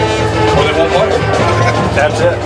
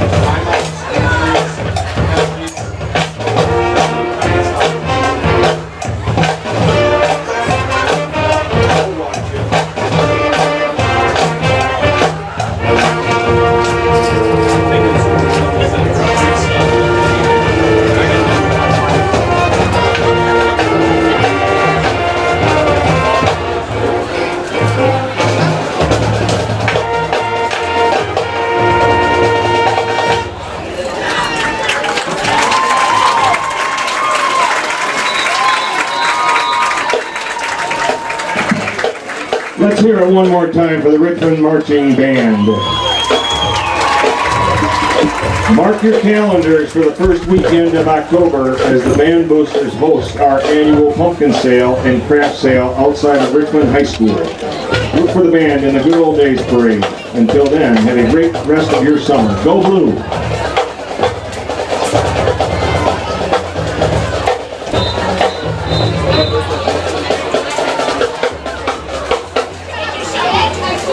Welcome back to the second half of Richmond's varsity football 21-22 home opener, season opener, John Coker field dedication night, rededication of Ben Bolt. I'm going to talk here for a second. There's that pooch kick again. Should let the ball go out of bounds. Yeah. That could have been a late hit call. Yeah, it was close. Inside the 40, 35-yard line. With the score being 35 points, I'm waiting here as soon as the ball's spotted. It's a running clock. And what a running clock means is that the time only stops for tips, which means timeouts, injuries, penalties, and scores. So the only time the clock stops when the deficit is 35-0, the acronym is TIPS, and for those of you at home, it's timeouts, injuries, penalties, and scores is the only time the clock will stop. So that's why the clock on your screen and an incomplete pass will run because of that 35-0. I'm Keith Bartels, joined, here's a penalty, so it will stop. Legal motion? Yeah, I'm joined with Chase Churchill, Tyler Blish on camera, Jason Robbins, our producer, does a fantastic job. We have a special guest in the booth for at least a decade. Mr. Pat Akerley, former football coach, very passionate football man, has been the director of the football operations for Richmond football and has done a great job, and I know his wife has helped him as well. But specifically, he really enjoyed the job in working with Mr. John Coker, and him and Nick Mathis were crucial into the ceremony and celebration tonight. For Coach Coker, for the tremendous man that he was, father, husband, those two are probably most important, and a coach and teacher that influenced thousands of lives. He touched so many. I'm going to step aside here for the third quarter as Chase, the former ball player for Coach Coker, and Coach Akerley talk a little bit here and reflect. I think there'd be nothing better than that for a quarter here in the game when the Blue Devils are beating his former school. So with that, here's Coach Akerley. Thanks, Keith. Appreciate it. Chase, my friend, how we doing? You know, great day. Richmond's winning. Can't really ask for nothing better on a night purely dedicated to one of the greatest coaches that I've ever played for and greatest people you could ever meet. And I'm good. How are you? I'm excellent. This was a bittersweet day, obviously. Absolutely. We, of course, all want him here, but his presence is felt all around the stadium. The new archway is Memorial Archway, the dedication Great field. Tackle by Denipole. It's nice to see Sammy Denipole playing this year. Right. I think he's going to make an impact. Absolutely. But Number 32 in Denipole. you and I have talked about this many times over the past Months. 6 months or so. Yes, sir. The impact he had on you when you came up here, when you moved back into town and started your journey as a quarterback for the Blue Devils. And Yeah, he. I remember my first day moving here. Before that, it's second down and long for Clintondale. Sammy Denipole with a key tackle on first down.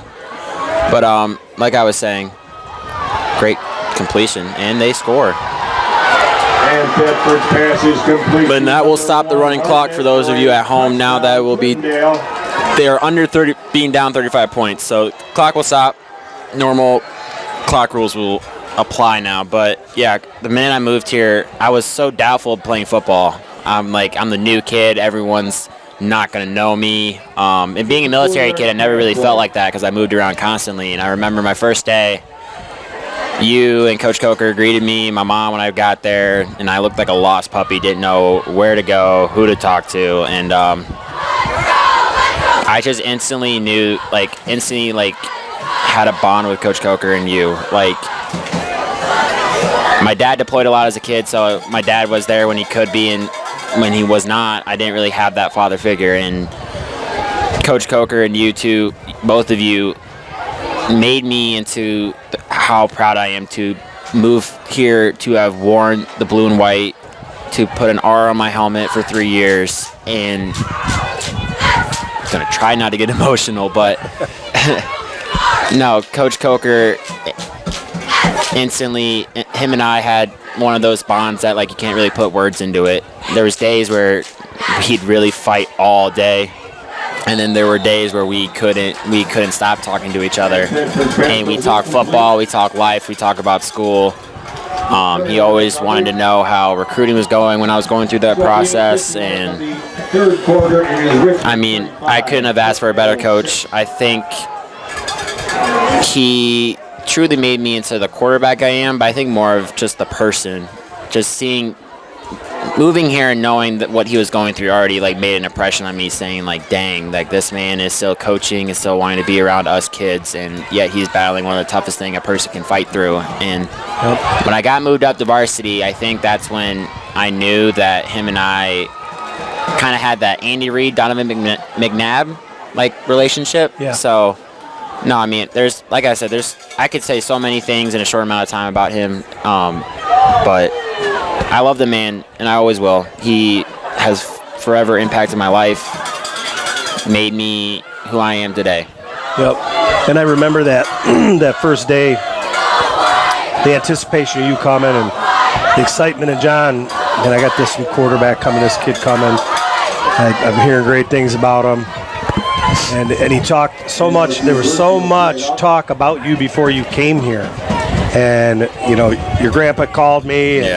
And we wanted to, you know, we're like, oh, we got to expedite his forms. We got to get him ready, you know. We got to make sure he's got some swag. We got to get all this stuff in place. And I remember that first day you walked up looking like, what did I get myself into? You look so scared. And I'm like, boy, you have nothing to worry about. Like, everyone's ready for you. But you came in, and it was like obvious day one. Here's a captain. This is a kid who's gonna lead the Blue Devils, you know, to victory. Who's going to be a captain, a leader, and everything that John talked about, we all talked about, and hoped for, you produced on the field, and then some. Your character was what Blue Devil pride should be about, 100%. And you know, when you and I talk about this all the time outside of football, yes, sir. About that relationship. And I think you hit the nail on the coffin.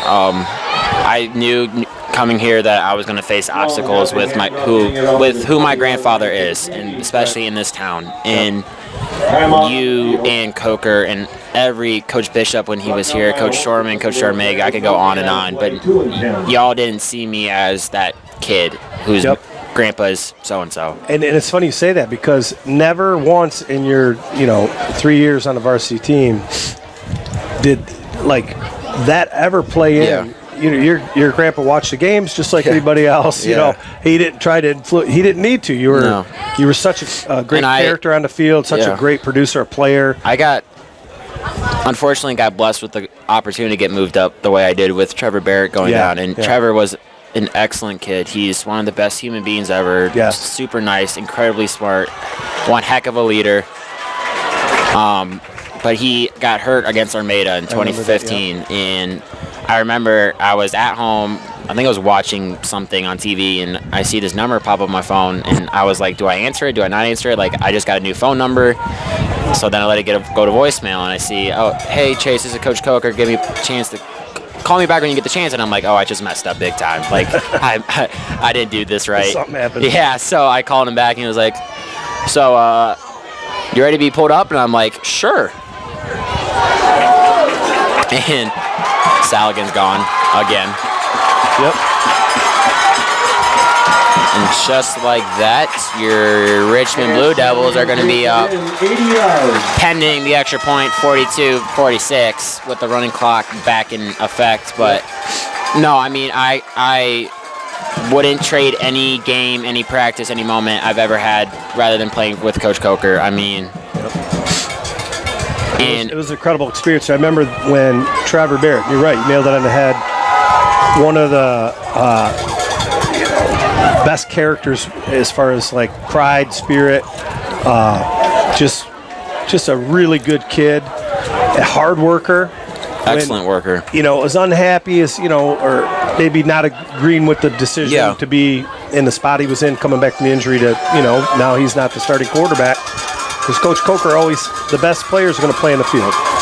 As hard as that can be, if it's someone's kid, it didn't matter. It could have been his own kid, Shorman's kids. It didn't matter. The best players are going to play in the field. Absolutely. And I remember Coach Coker talking to Trevor, taking him aside and explaining to him and asking him to take a different role and be a leader and be that captain that he's been. And he did. And he stepped up on defense. Played receiver. There's a lot to say about Trevor. Yeah. But he definitely did. And that allowed you to have, that time to grow in that spot. Yeah. And, my first game on varsity was homecoming of all games. So not only is it my first varsity start, my mindset was, if I lose this game, I'm going to be the laughingstock tomorrow at homecoming. But no, I always was confident in myself, and I still am to this day. Yep. But I think playing with Coach Coker, he knew what I could do that not a lot of people or fans at the time saw. They're like, oh, he's only going to be a temporary fix. Trevor's going to come back. Yep. And at first I hoped that. I did. It was Trevor's senior year. I didn't want to step on toes or whatever. But Coach Coker always believed in me. Like, we'd go to Northwood for 7-on-7 stuff, and we'd go to 7-on-7s against MAC schools and other big-time schools, and I'd always be up there with every single one of those kids. And Coker knew that. Coker saw that in me, and at first I didn't recognize that in myself at all. And then being paired up with Anthony Tabano, a.k.a. Coach Tabano now. Which is awesome to see as well. Yeah, it's awesome. Coker knew what I could do, just like he knew what every kid he's ever coached can do. He knew their potential, and whether it was being nice to you all the time, which got you to it, or being tough and being the dude like, yo, you got to check yourself, like, get it right. And that's how he was with me. I could do everything right, but come Friday or Saturday or whenever we watch film, I do one thing wrong with the foot, he'd get on me. And that's what I needed, and that's what helped me. Yep. But he impacted so many lives, both varsity, JV, freshmen, up-and-coming 8th graders who came to summer workouts. Like, I remember working those camps and kids just coming to talk and hear from him. You know what I mean? And he left that impact on the entire city of Richmond. And it's awesome to see him be recognized in a formal fashion. Yep. And that was when we started the proposal for this project 6 months ago. It's a big mountain to climb when you're trying to dedicate a field to someone and build a memorial in a pandemic during a tight economic time and a bond issue. Yes, sir. It's good to note that, just so people listening know, that the memorial archway, the dedication plaques, all that stuff, there was a budget of $30,000. Not one penny of that came from the school or any of the community bonds or any of that stuff. That was all private donations funded, and a huge portion of that came from a grant from the City of Richmond TIF Award for community improvement. So we owe them a huge, debt of gratitude. Thank you. And it's the best thing that we could do for him. Anybody, before this was turf, this was grass. I played on grass here. And I remember vividly my sophomore year, we're playing Notre Dame Prep for a district title. It just so happened to be your wife, Miss Shelley's birthday. Yeah. And Notre Dame Prep was used to turf, used to having traction across their cleats with turf. Right. And we bring him here, and it rained the night before. The field was a mudslide, basically. Some spots were, and he told us that we're going to win this game. I think predictions came out, and we were supposed to lose 42-7. Yeah. That was the prediction. That was the prediction, I remember. We won that game 17-15. And if you remember, too, they looked pristine. Their uniforms were like so clean, perfectly clean. Their helmets were Notre Dame Irish gold, and by the time they were all brown. And I don't know if you know this part of the story, but Well, you do know part of this story because for those folks listening at home, I used to always have a motto on the sideline: I take care of quarterbacks and kickers. Absolutely. And so Chase and I had a lot of fun on the sideline. What do you need? Hairspray and the popsicle stick. If he sat down, he's like, I got mud on my cleats. We get the popsicle sticks out. I'd spray his cleats with hairspray and ship him back out there. And sometimes I don't think he even needed it.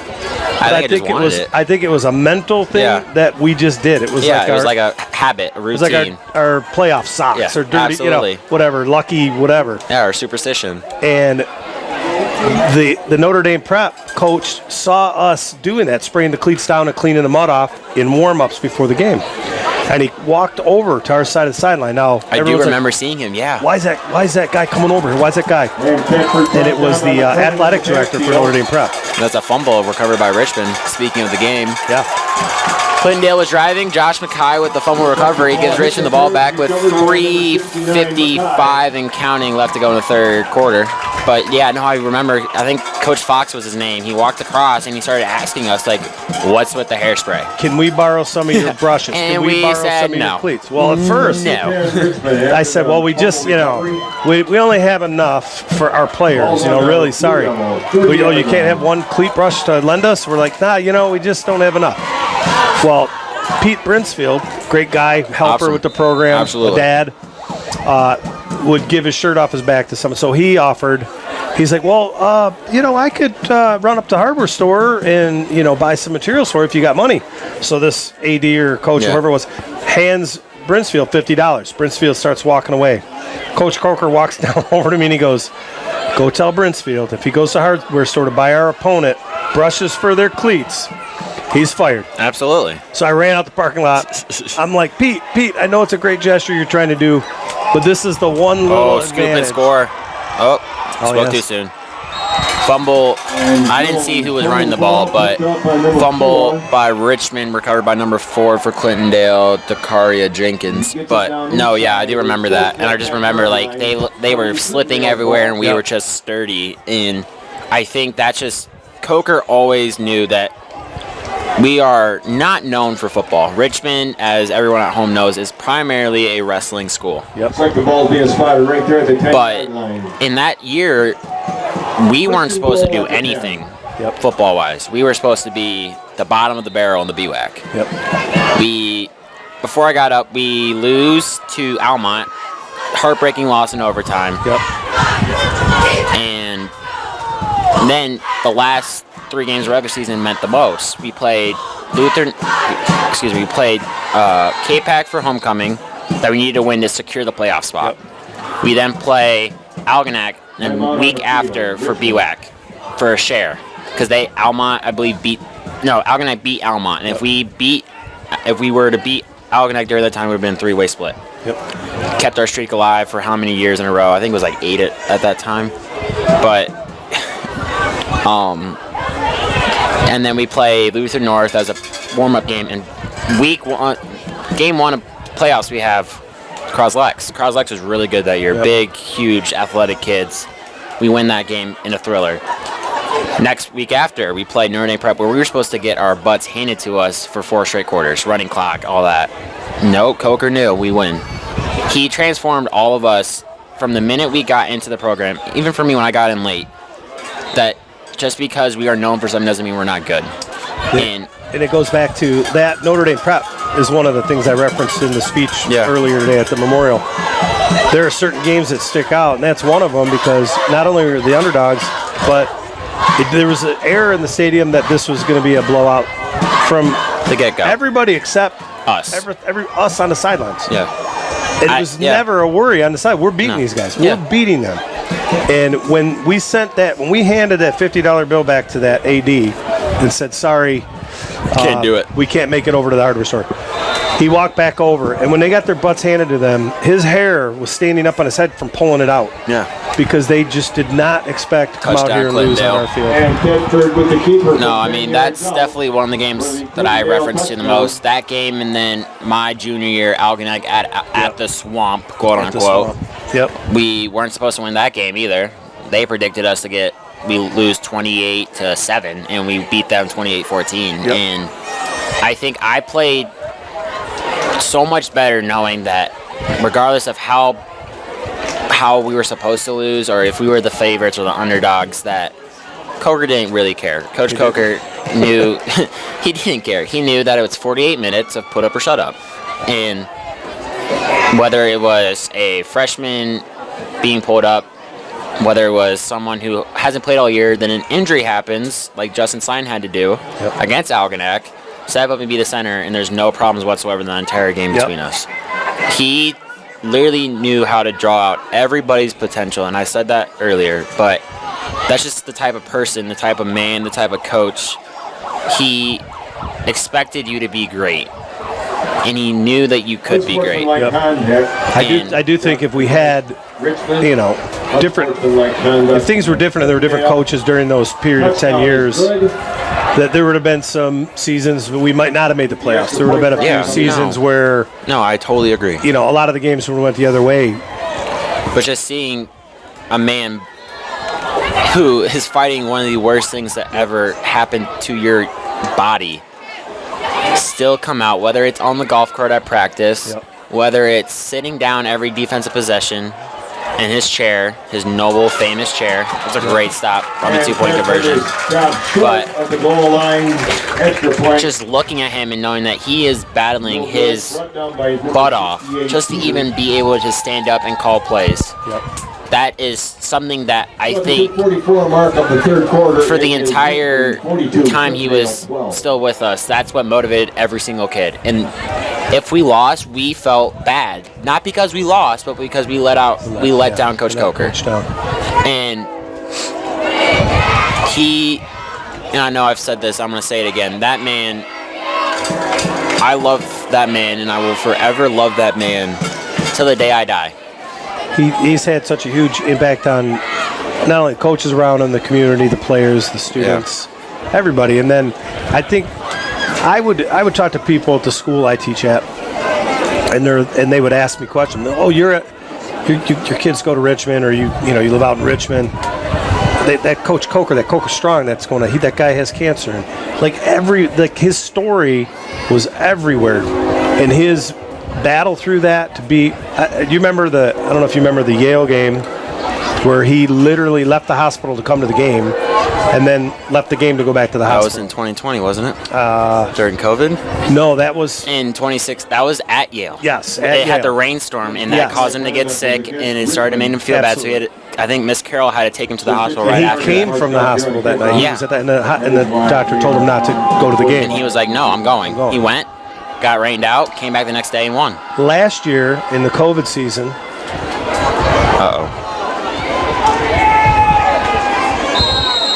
his doctor told him, and I can't remember which game it was. It was one of our far away games. It might have been our last game. He told him that, and I can't remember the condition that it was happening to him at the time, but he told him, if you go out on that field, there is a high chance you could die on that field tonight. And John said, well, I'm going to the game, so I'll take my chances. And he was sick as a dog.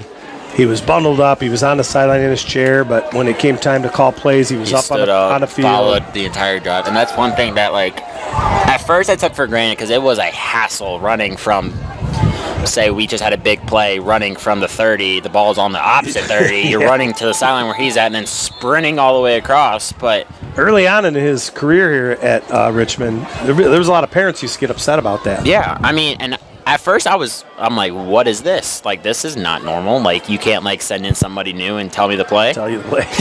But he had to talk to you every play. And I think that's something that especially my junior year, especially my senior year, him and I, he had so much trust in me to there'd be times where he'd be like, I don't know what to call. What do you want to run? And we come to an agreement and we go out and run it.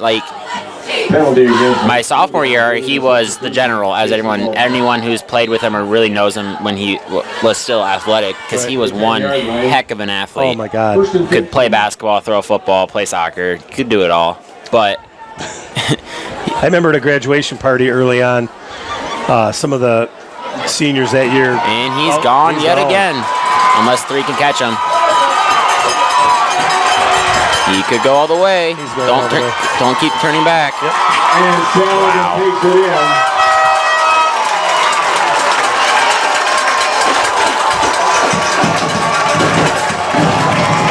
That was like an 80-yard run by Saladin. He has to have at least 300 yards, if not close. What a fantastic game he's having. How many touchdowns? I think he has 3. 3 or 4. But no, I mean, I didn't say anything to him. He'd tell me what to run and I ran it. Yeah. But as I grew older and as those summer workouts that we always had, him and I would have full-blown conversations in between plays. Yeah. And every success I had at my time here, whether it was on the football field, on the basketball court, on the baseball field, obviously I give credit to Coach Josh for basketball and Coach Scott Evans for baseball, but especially for football. I couldn't have done anything. The success I had, the achievements I've won, I did win. It's all him. It wasn't just me. And Brandon Shorman would say the same thing. Ryan Boyd would say the same thing. Anybody who played quarterback for him would agree. He was so intelligent when it came to football, whether it was defensively, whether it was just common stuff quarterback needs to do. And that's some of my most frustrating and fun conversations early on with Coker and James Bishop when we would go out for dinner or something and talk about the program in general, things they want to do, and the two of them would just football talk, swirl around. I understand a lot of it, but not at the level that they talk at. And it used to be fun to listen to, and I'd pick up after a while. You'd start picking up on certain things, and what a mind he had for football. What a mind. But no, I mean, this is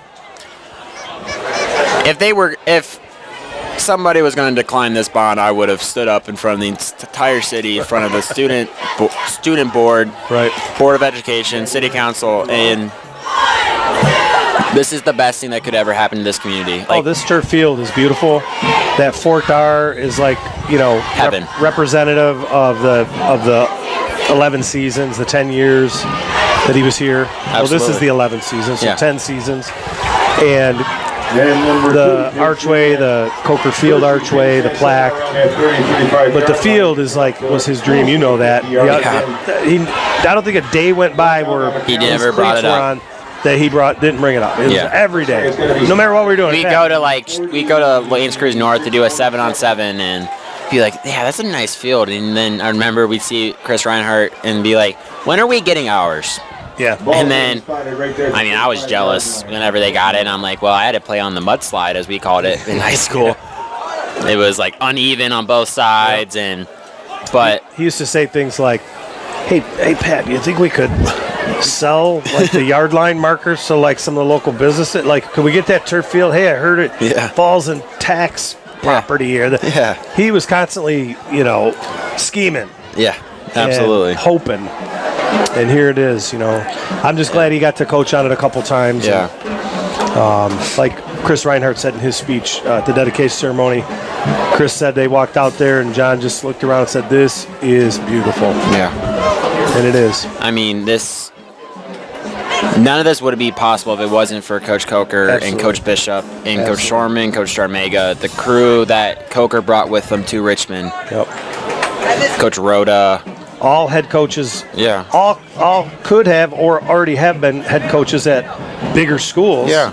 And here they all are just. And I'm not saying Coach Noose, Coach Ladd, and all of them didn't have success. Absolutely. But at that time, and that's important to note too. I'm glad you said that. Their Coach Noose was a great coach, and he's a great teacher. There's a lot of respect for him in the community, and one day he'll get his recognition. Absolutely. And part of our project that we did for the field was we have approved a separate what we're going to call the Forked R Memorial. And that's out in that kind of concessions area, a big brick memorial, and it's going to have places all the way around it for future memorial plaques, dedication plaques, and that's for that reason because there are a lot of great coaches who do a lot of great things on this field and at the school. And like I was saying, and the point that we were trying to make is that crew that he had with him, with Coach Coker at the helm. brought so much success, so much attention to Richmond for football. And because like I was saying earlier, like we're known for wrestling. Coach Day, Coach Hamlin before Coach Day, and all those coaches now, there's so many to name, but they built the program up, and that's what Coach Coker did with football. We were always known as the hard-headed dummies. I think that's what a lot of teams called us because they looked like we never knew what we were doing. But he took a bunch of people, bunch of kids, wrestlers, basketball players, athletes in general that were at Richmond, and transformed them. Like Cow Chick Fry is a prime example. Cow Chick Fry was slow as molasses his freshman and sophomore year, and then junior and senior year became one of the best DBs ever played at Richmond. Anthony Tavon the same way. He was a quarterback until his junior year. Saw how fast and athletic he was. Coker's decision. Moved him receiver. You're going to be receiver. Look at what he did at his time here. And we can go back, and I can give you a million examples. And it's funny about you said great the throw by Clintondale's quarterback. Their first year here, the 2011 season. Schweiger was the quarterback. Yes. And that, that group was a tough bunch of kids. And one of our first games, we're here. I think it was maybe third, fourth game of the season, home game, against Alma, I believe. And there was an all-out brawl on the sideline, on the other side of the field, where parents came out, the players were on the field, but it was all started by a group of our players because they were so passionate, and they couldn't check their tempers. And Coach Coker, that's the kind of thing he did really well, was get those types of athletes and to put it into their playing on the field and to stop with the trash talking and stop with and he transformed. That first year we were 4-5, but we were in a lot of those losses. And then the next year we're in the playoffs. We're beating Marine City in opening game upset in playoffs, an upset. And then you guys after that. And the season after that, that team was real close to going to the state finals. Marine City said had we lost to them that next season, had we not lost to them, we would have went all the way. Because they went all the way that year. So it's going to happen here one day. There's going to be a state championship. The program, I think that John and James and you and all the other players and everybody involved with the program and coaching staffs, what's been built is obvious when we look out at this field. Absolutely. And I'm happy to be in the stands and watch and eat some popcorn. And You want to keep going? so we're heading into the fourth quarter, Chase. Man, it was as always awesome catching up with you. Yes, sir. As always. Talking about our friend and mentor, John Coker. Yes, sir. Absolutely. Watching football here at the new. I know Coker he's watching. Has his chair upstairs right now, watching down, calling plays that he would be calling, and it's just so awesome to see all these purple shirts with his name and see Miss Carol and his kids here, and just knowing that they have a community and home here forever. And I know he's listening, but I love you, Coach. I will always love you. I hope you're proud of what I'm doing. I'm sure he is. But I mean, this night is all about him. Obviously, it helps that Richmond's beating Clintondale and they're playing phenomenally. But tonight was to make our message clear that he will never be forgotten. He'd have hated all this fuss over him. You know what he would have done? If he were here right now, he would have earlier said, "Listen, let's just get it moving." I know Carol will like it. I know the kids are gonna like it. Don't make it too fluffy. Just let's get it done and get to the game. Yeah, let's get it over with. Yeah, absolutely. But he would, I hope he is looking down, smiling on what we've done for him here today. Absolutely. And continue to do for him. Absolutely. I'll cherish all the memories I have here at. We're not going to get into them. It will be a soap opera instead of a high school football game. But no, I totally agree. All the times he yelled and swore at me, to all the times he hugged me and loved me after football games, I will remember and always cherish for the rest of my life. Yep. Those late night texts I'd get with a crazy idea, scribbled picture of scribbled handwriting. Yeah, I get a crazy drawing of a play we should run, and I'm like, Coach, what is that? Yeah. And he'd be like, I'll explain it tomorrow. Yeah. And we come to practice, we try running it once, and you're like, no, not a good idea. Yep. On to the next one. And then, actually, I think the greatest play he ever came up with was the touchdown that we had at here against Croslex my junior year. We were down by 3, I think. It was like 28-26 or something like that. And it was the Deshaun Hamilton touchdown that he just split the middle of the field. The Sunday before we played that game, I think we played Armada, and we just 57 decided on me and Anthony. Excuse me, again, we had 5 touchdowns. He had 4 touchdowns, I think. But we saw like how it could work, and we were like, maybe we'll just keep it in there for like safekeepings. Right. It's like 3rd and 22. Coach Coker's like, we're going with it. I'm like, no, we're not. Nope. I'd rather take my chances somewhere else. Yep. No. Wouldn't you think? Score. Deshaun Hamilton so open in the middle of the field. Pitch, catch, touchdown. You get a 3 and out to stop, and we win. Like that's just type of he was. He'd send you late night texts saying, feel better, or I got a new play idea, or let's watch film together. I have many of those on the program side. Just weird ideas. Hey, do you think we could sell this? Hey, I saw this 7-on-7. Could you think you look in to see if we could register? I know it's way past registration. Could you see if we could get it? And I'm like, we got it. It's paid for. Go to bed. Absolutely. A lot of those things. Chicken scratch he'd send. Can you read that? If you can't, call me tomorrow. Yeah. And you could probably hardly ever read it. Yeah. No, it was a pleasure to not only have a son play for him for a couple years and then work with him for the 8 years after that. Absolutely. And go to conferences and just a lot of dinners and a lot of fun. And absolutely. Like I said, I will forever cherish all the memories I've ever had with him. Shelley and Brett Hardy down there. Absolutely. Look it up. But yeah, I mean, this night's all about him, and it's awesome to see so many people buying the shirts for him, and the archway, of course, with him in this field that he wanted so desperately be named for him, and kids that come through the program will always know who he is. Yep. They may not know him, but they will know who he was. Who he was and the impact he had here, yes. Absolutely. Yep. And the extra point try. And we see it every day. Like, you see both Tabanos coaching on the sidelines. 22 mark on the fourth quarter. The stuff you're doing at Wayne State. Just, I could name kid after kid after kid who's come through the program, who's been impacted by John. Absolutely. There's a long list.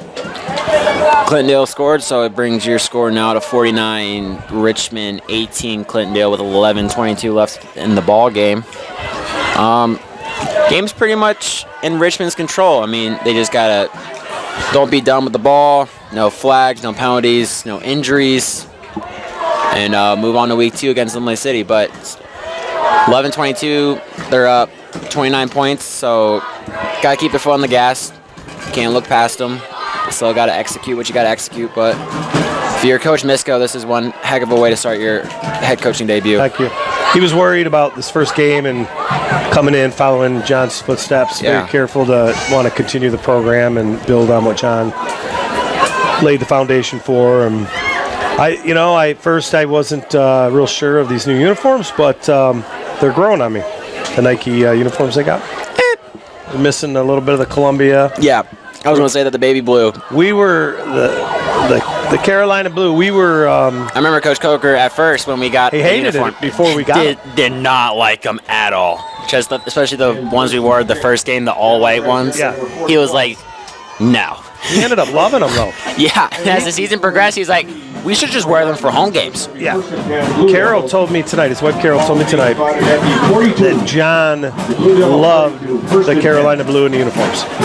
And I said, that's really funny because back in 2012 when we ordered the first Rawlings sets that had the Columbia blue in them, or Carolina blue in them, we were sitting down designing them. And I asked John, he's like, don't bother me with that. Do whatever. You got creative license. Just make the uniforms and tell me when they're in. Absolutely. And so I came up a bunch, and James is a little more hands-on, so James wanted to see the designs, and I'd show James, and James is like, what would that look like if you replaced all that white with Carolina blue? And I'm like, John specifically said, I don't care what you do as long as you don't put Carolina blue on the uniform. Yeah. And James goes, just put it in there and see what it looks like. And they looked awesome. Clintondale player down again. They've had a lot of cramps. Yeah. What? Hot. Well, it was so hot earlier. And then these breeze, it must have gone down 10, 15 degrees. Absolutely. Since the game started. But those uniforms came in, and John was like, huh, we got that Carolina blue in there. But then the next set that you played in. Yeah. Too much baby blue, he said. Too much. Those white on white with Columbia. It was. You guys look like you look like a baby stroller. Yeah, absolutely. Baby strollers. Those are my favorite uniforms ever, though. But then once you guys look so bad. Oh. When you ran out with the matte masks, the matte helmets, and the all blue with the Columbia accents at home games. To see that, like on Fox when they would cover in playoffs. Our state champs, yeah. I'm like, our state champs. I'm like, oh my God, this looks like a college program. The white ones were equally kind of stunning at away games. Like you like, wow. You popped. Yeah, very, very much. It's hard to miss. Hard to miss who was running the ball or stuff. But yeah, I think what's going on here with these Nike uniforms with Coach Misko is these. He was part of that 2003 championship team that won the regional championship. These to me are a throwback to that uniform. These almost look like a modern version of that 2003 team. Yeah, which is saying that earlier. Special. It's a special connection. Yeah, for absolutely. him. Yeah. So I kind of, they're growing on me because with that connection and him kind of tying that in, making this his own program, I think that's going to be kind of special for him moving forward. Great run by number 23, Trey Graham. Nope, that's not Trey Graham. I do not know who number 23 is. I apologize for those at home. But yeah, I know, I totally agree. Yeah, I mean, at first I was like, I don't know if I like him. But now that, looking back, I believe that's Gannon Rio running the ball. It is Gannon Rio. It is Gannon? Yep. But, I mean, yeah, they're growing on me. It's a lot of change all at once for you and I and a lot of other people. Yeah, I used to come to games all the time after I graduated. Yeah. I wouldn't, obviously because I wanted to watch Richmond play, but mainly it was because catch up with Coach Coker, catch up with you, catch up with Coach Starmega, Coach Bishop. No, Coach Bishop was at St. Clair. Coach Rhoda, Coach Shorman, all of them. That's the reason why I always came back. I mean, obviously I wanted to see some of the kids that I mentored and played with along the way, but I mean, we're going to keep on preaching it. Coach Coker is one of the greatest human beings if you ever did have the pleasure of meeting him ever. Hall of Fame coach. Absolutely. First down for Richmond. Fumbled snap. I do not know who recovered it. I believe Gannon got back on it, but second down. Yep. But no, this is the way he would have wanted it. Yeah. It wasn't too flashy. It wasn't too much for him. I know he's up in heaven right now, smiling down and cracking jokes with himself and just sitting in his favorite lawn chair. He's got a big turf field up there. Absolutely, just lounging on. Lounging around. Absolutely. Yelling, Carol! or Chase! Yeah, absolutely. There's a lot of names that, like, when I can close my eyes, I could hear his voice yelling. Oh. Yours is one of them. Randy Jarmega. Yeah. Bishop. Randy. Right there. Brian. Brian. Yeah. Anthony was another favorite one. Yeah. But yeah, I mean, like I said, if Richmond, I know Richmond has a Hall of Fame, and I know Mr. Reinhardt has plans for doing a Hall of Fame and like a video board and touching with all the coaches and the former athletes because they've gone through these halls and this field and these diamonds, courts, all of the above, bowling alleys. I can go on and on, but he will have his own memorial. He did so much, turned a nothing program into like, what was it, 10, 11 years straight in the playoffs at one point? 9 straight years for John. Yeah. Wasn't catchable. That was a great job by Anthony Benetti. Avoided all the pressure, threw a ball. Could have been caught. I think McAllister, I believe that's McAllister. Yeah, McAllister kind of stopped running, thinking that he wasn't going to get it into him. Get it to him in time, but... Yeah, John had 72 wins and 31 losses. And I was a part of, 11. Timeout on the field. 18 of them? Yep. Richmond. Yeah. No, more than that. more. More than that. I won all 3 I won 5 in my sophomore year. We went 8-1 in my junior year. 8-2, excuse me.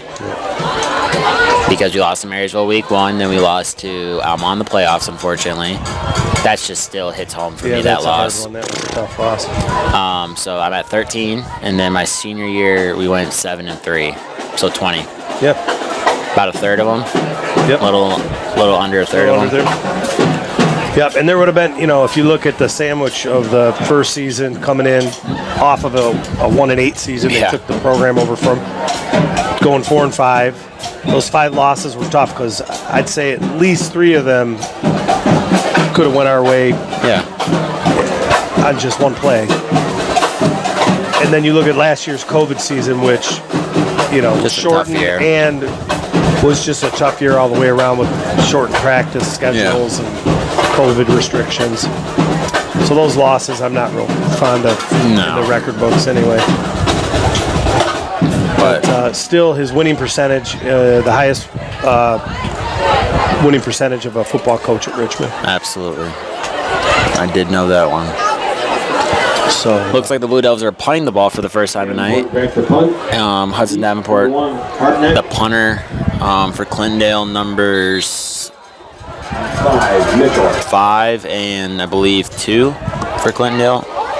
It's high end over end punt. It's going to go out around the 26-yard line, I think they're spotting it at. So 7 minutes left to go in the ball game. Your Richmond Blue Devils are still up 49-18 in the fourth quarter. So here's my question. If Coach Coker, you could ask Coach Coker this question, what his favorite win of all time at Richmond was, what would you say? A Richmond moment. I think about that a lot. That's a tough one. That's a real tough one. I'm a little biased on this, and there's many of them. I don't know what he would say. I really don't, because there's so many great moments that I don't know what his perspective is. If it were a great moment with one of his great quarterbacks, you or Ryan Boyd, or if it was a team moment or a kid from, kind of an underrated athlete who rose up to an occasion, really big moment. Yeah. I don't know what he would answer to that. I think for me, one of the most exciting games, was that first upset win against Marine City in 2012 because they came here with such low expectations, coming off a 1-8 season. Like I said, that 4-5 season where we had the fight on the field against Alma. Like there was all this bad mojo, and then that next year to come out of the gate, and we were at a Nike coaching conference, and we ran into the coaching staff from Marine City, and all great guys. A lot of them are friends of those guys. James Bishop worked with a lot of those guys at St. Clair.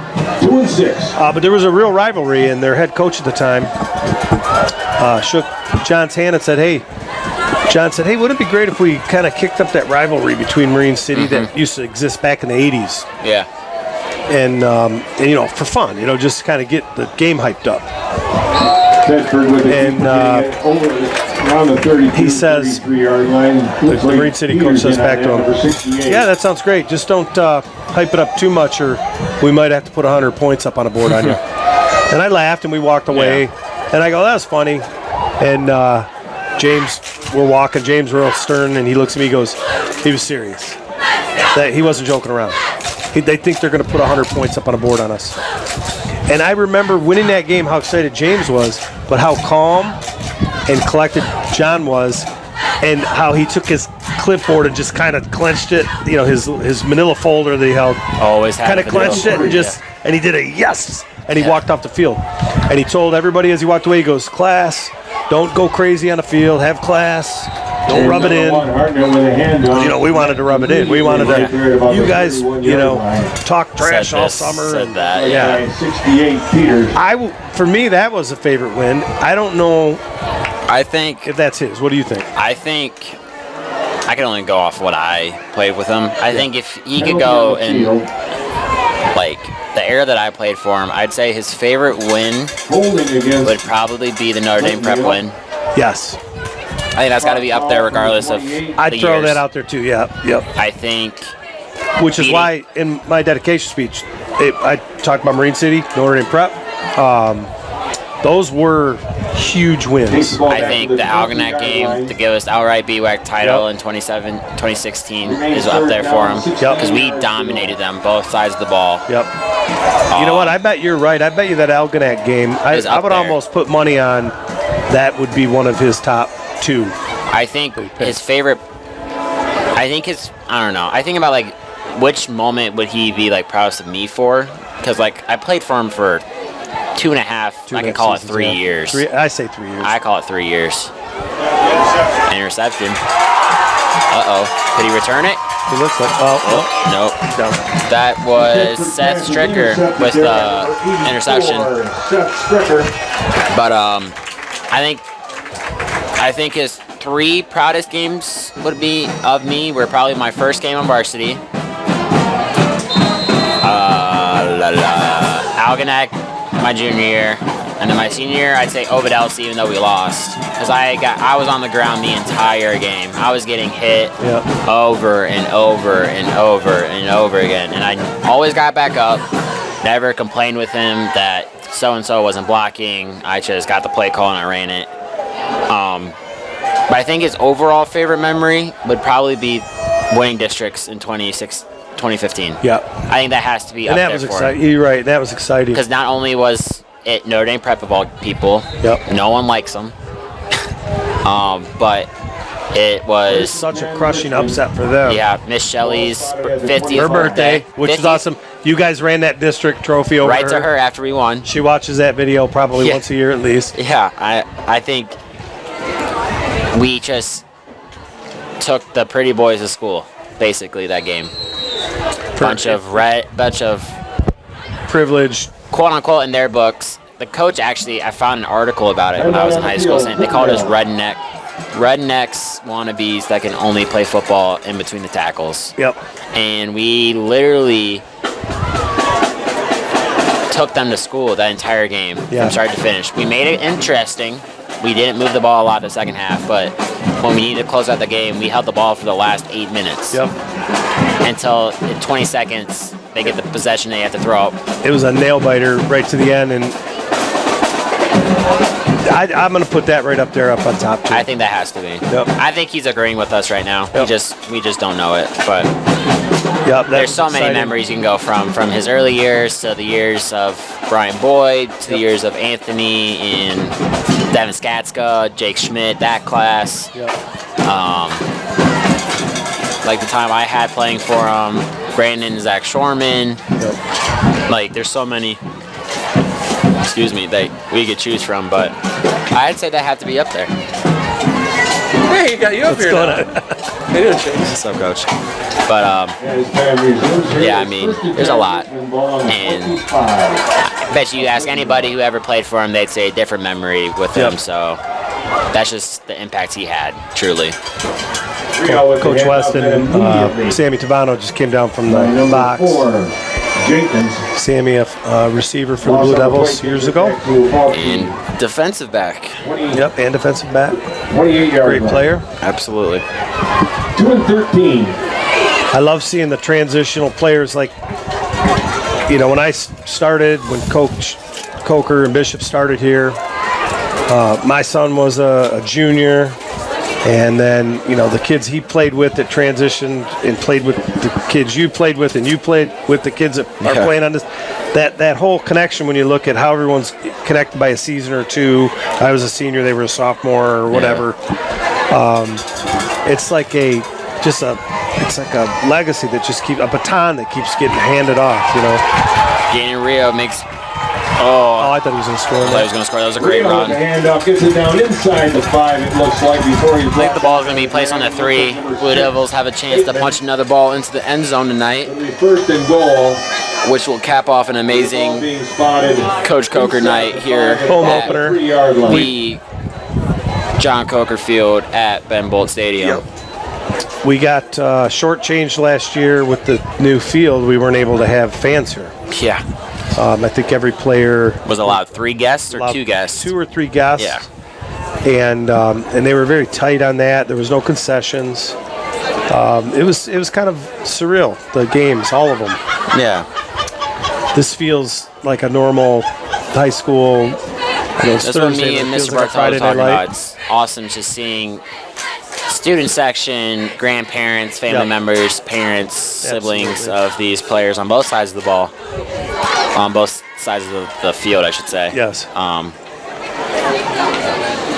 Gonna be feels stopped short. normal. And Rio the met at the line of scrimmage by number part that 15. doesn't feel normal is it kind of almost looks like we're looking down at a different school. Yeah. The new field, the new uniforms, the new coaching staff. Absolutely. But, you know, it's part of, you know, time and life goes on. Absolutely. Loss on the play of 1, so it's going to If you remember walking in the locker room, that as soon as you walk in the door, there's that says Blue Devil tradition. Yeah. I'm trying to paraphrase it off the top of my head here. We play for those who played before us and set the standard for those who follow. Absolutely. Yeah. There's definitely a standard here now. Rio again with it. I think it'll be a loss of another yard. It's going to be about 3rd and 6 from the 6-yard line for Richmond with 2:10 left to go in the ball game. Ball spotted at about the 6-yard line, so it's going to be. I think if you're Coach Misko, you're just trying to score.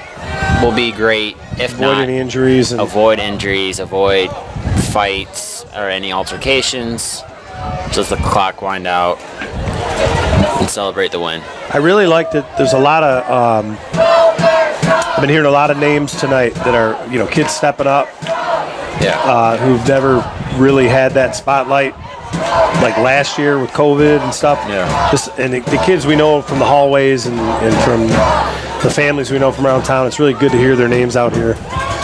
Good to see Sammy Denipol come back this year. Yeah, absolutely. He hasn't played, I think, since 8th grade. And he was a real, you know, he was a back up to around the line of really good prospect back then. 5 or 4-yard line before he's brought down by number 6. Be 4th down and about 6 still to go with almost a minute left to go in the ball game. Goal from the 5.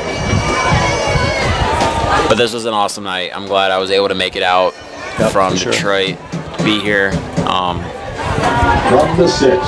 and celebrate a man that needed to be celebrated. Absolutely.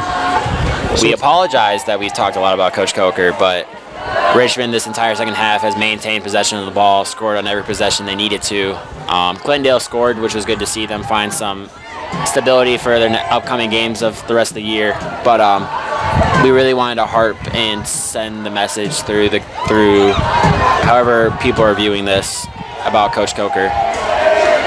And it'll be turnover on downs by Clintondale. And the ball will be up at the 10-yard line with 25 seconds left to 25 or 26 seconds left to go in the ball game. But 4th down play, so it's going to time, which is awesome. 1st and 10.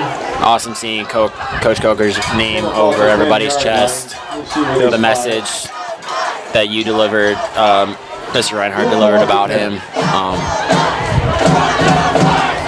It was awesome. I don't think you could ask for a better night for his dedication, for field dedication. And then plus with Clintondale, like playing against Clintondale, his school that he worked with. At, yeah. He worked with maybe some of these kids who's playing tonight. I guarantee you, because he was the sole social worker at their elementary. Yeah.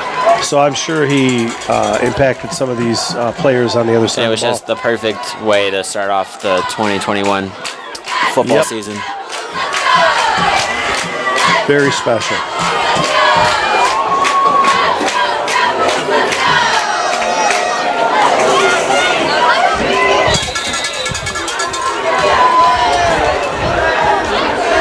Very happy Keith sought us out to sit up here and reminisce. He texted me, and I'm like, at first I told him maybe, because I didn't know with my schedule with football and all of that, I didn't want to commit to something, but I really wanted to, because Coach Coker means a lot to me and will always mean a lot to me, and he made me into where I'm at today at Wayne State. He can take all the credit. I give him all the credit. He loves me like his own son. Talked to me about normal stuff. Wasn't always about football. Was about life, about school, about grades. And he's just someone I will always inspire to be like, if not close to. His courage, his strength, his wisdom. Everything about him. There's not a lot of people I know that I don't think anybody that I know could stand up and face the hardships he faced and still come out on a Friday night, on a freezing cold Friday night sometimes, and coach. I know a lot of strong people too. I mean, I'd like to think, a lot of us could stand up and fight something that was in front of us, but I don't think you could do that and run a football program and coach a team. Be there during the summer, during the extremely hot summers. And those are tough for anyone, let alone someone battling a disease. Exactly.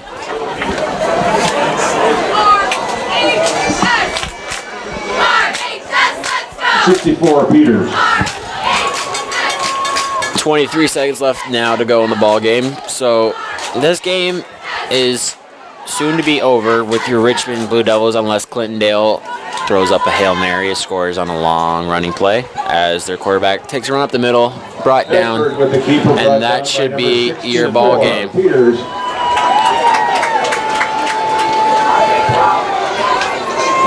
Yep, that's going to wrap her up. And it's going to cap off an awesome night here in Richmond. Never mind, folks. Clock's still running. Clock's now stopped at 3 seconds. I don't know if they're calling a timeout or not, but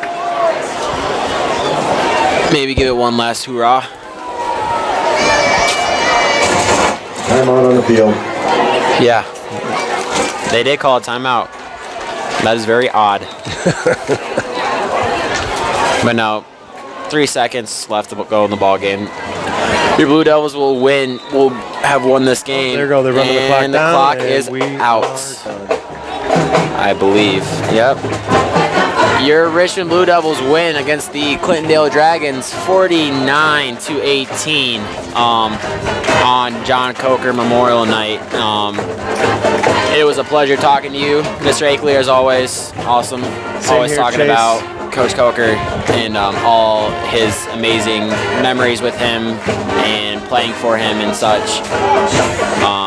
Thank you to Mr. Bartels, who has joined with me tonight, for allowing you and I to talk and giving me the opportunity to talk Thank you all for coming and broadcast this game. But any last thoughts? Last thoughts, Coker strong, and again, I'd like to thank Keith Bartels for having us up here to talk. It's always a pleasure, Chase. Absolutely. I'll see you around town, and yes, sir.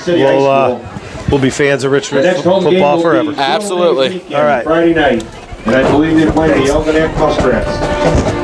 Thank you, Coach Agerly. Keith Bartels, Chase Churchill bringing you Richmond Varsity Football 21-22 school year home opener. Coker Field, Coker strong. Blue Devils 49, Clintondale 18. Blue Devils look good on both sides of the ball. Yes, sir. I hope you enjoyed our special guest, Mr. Akeley, talking about what he and Nick have done. And getting a chance to talk with former quarterback for 3 years for Coach Coker and what he's meant to this program and community.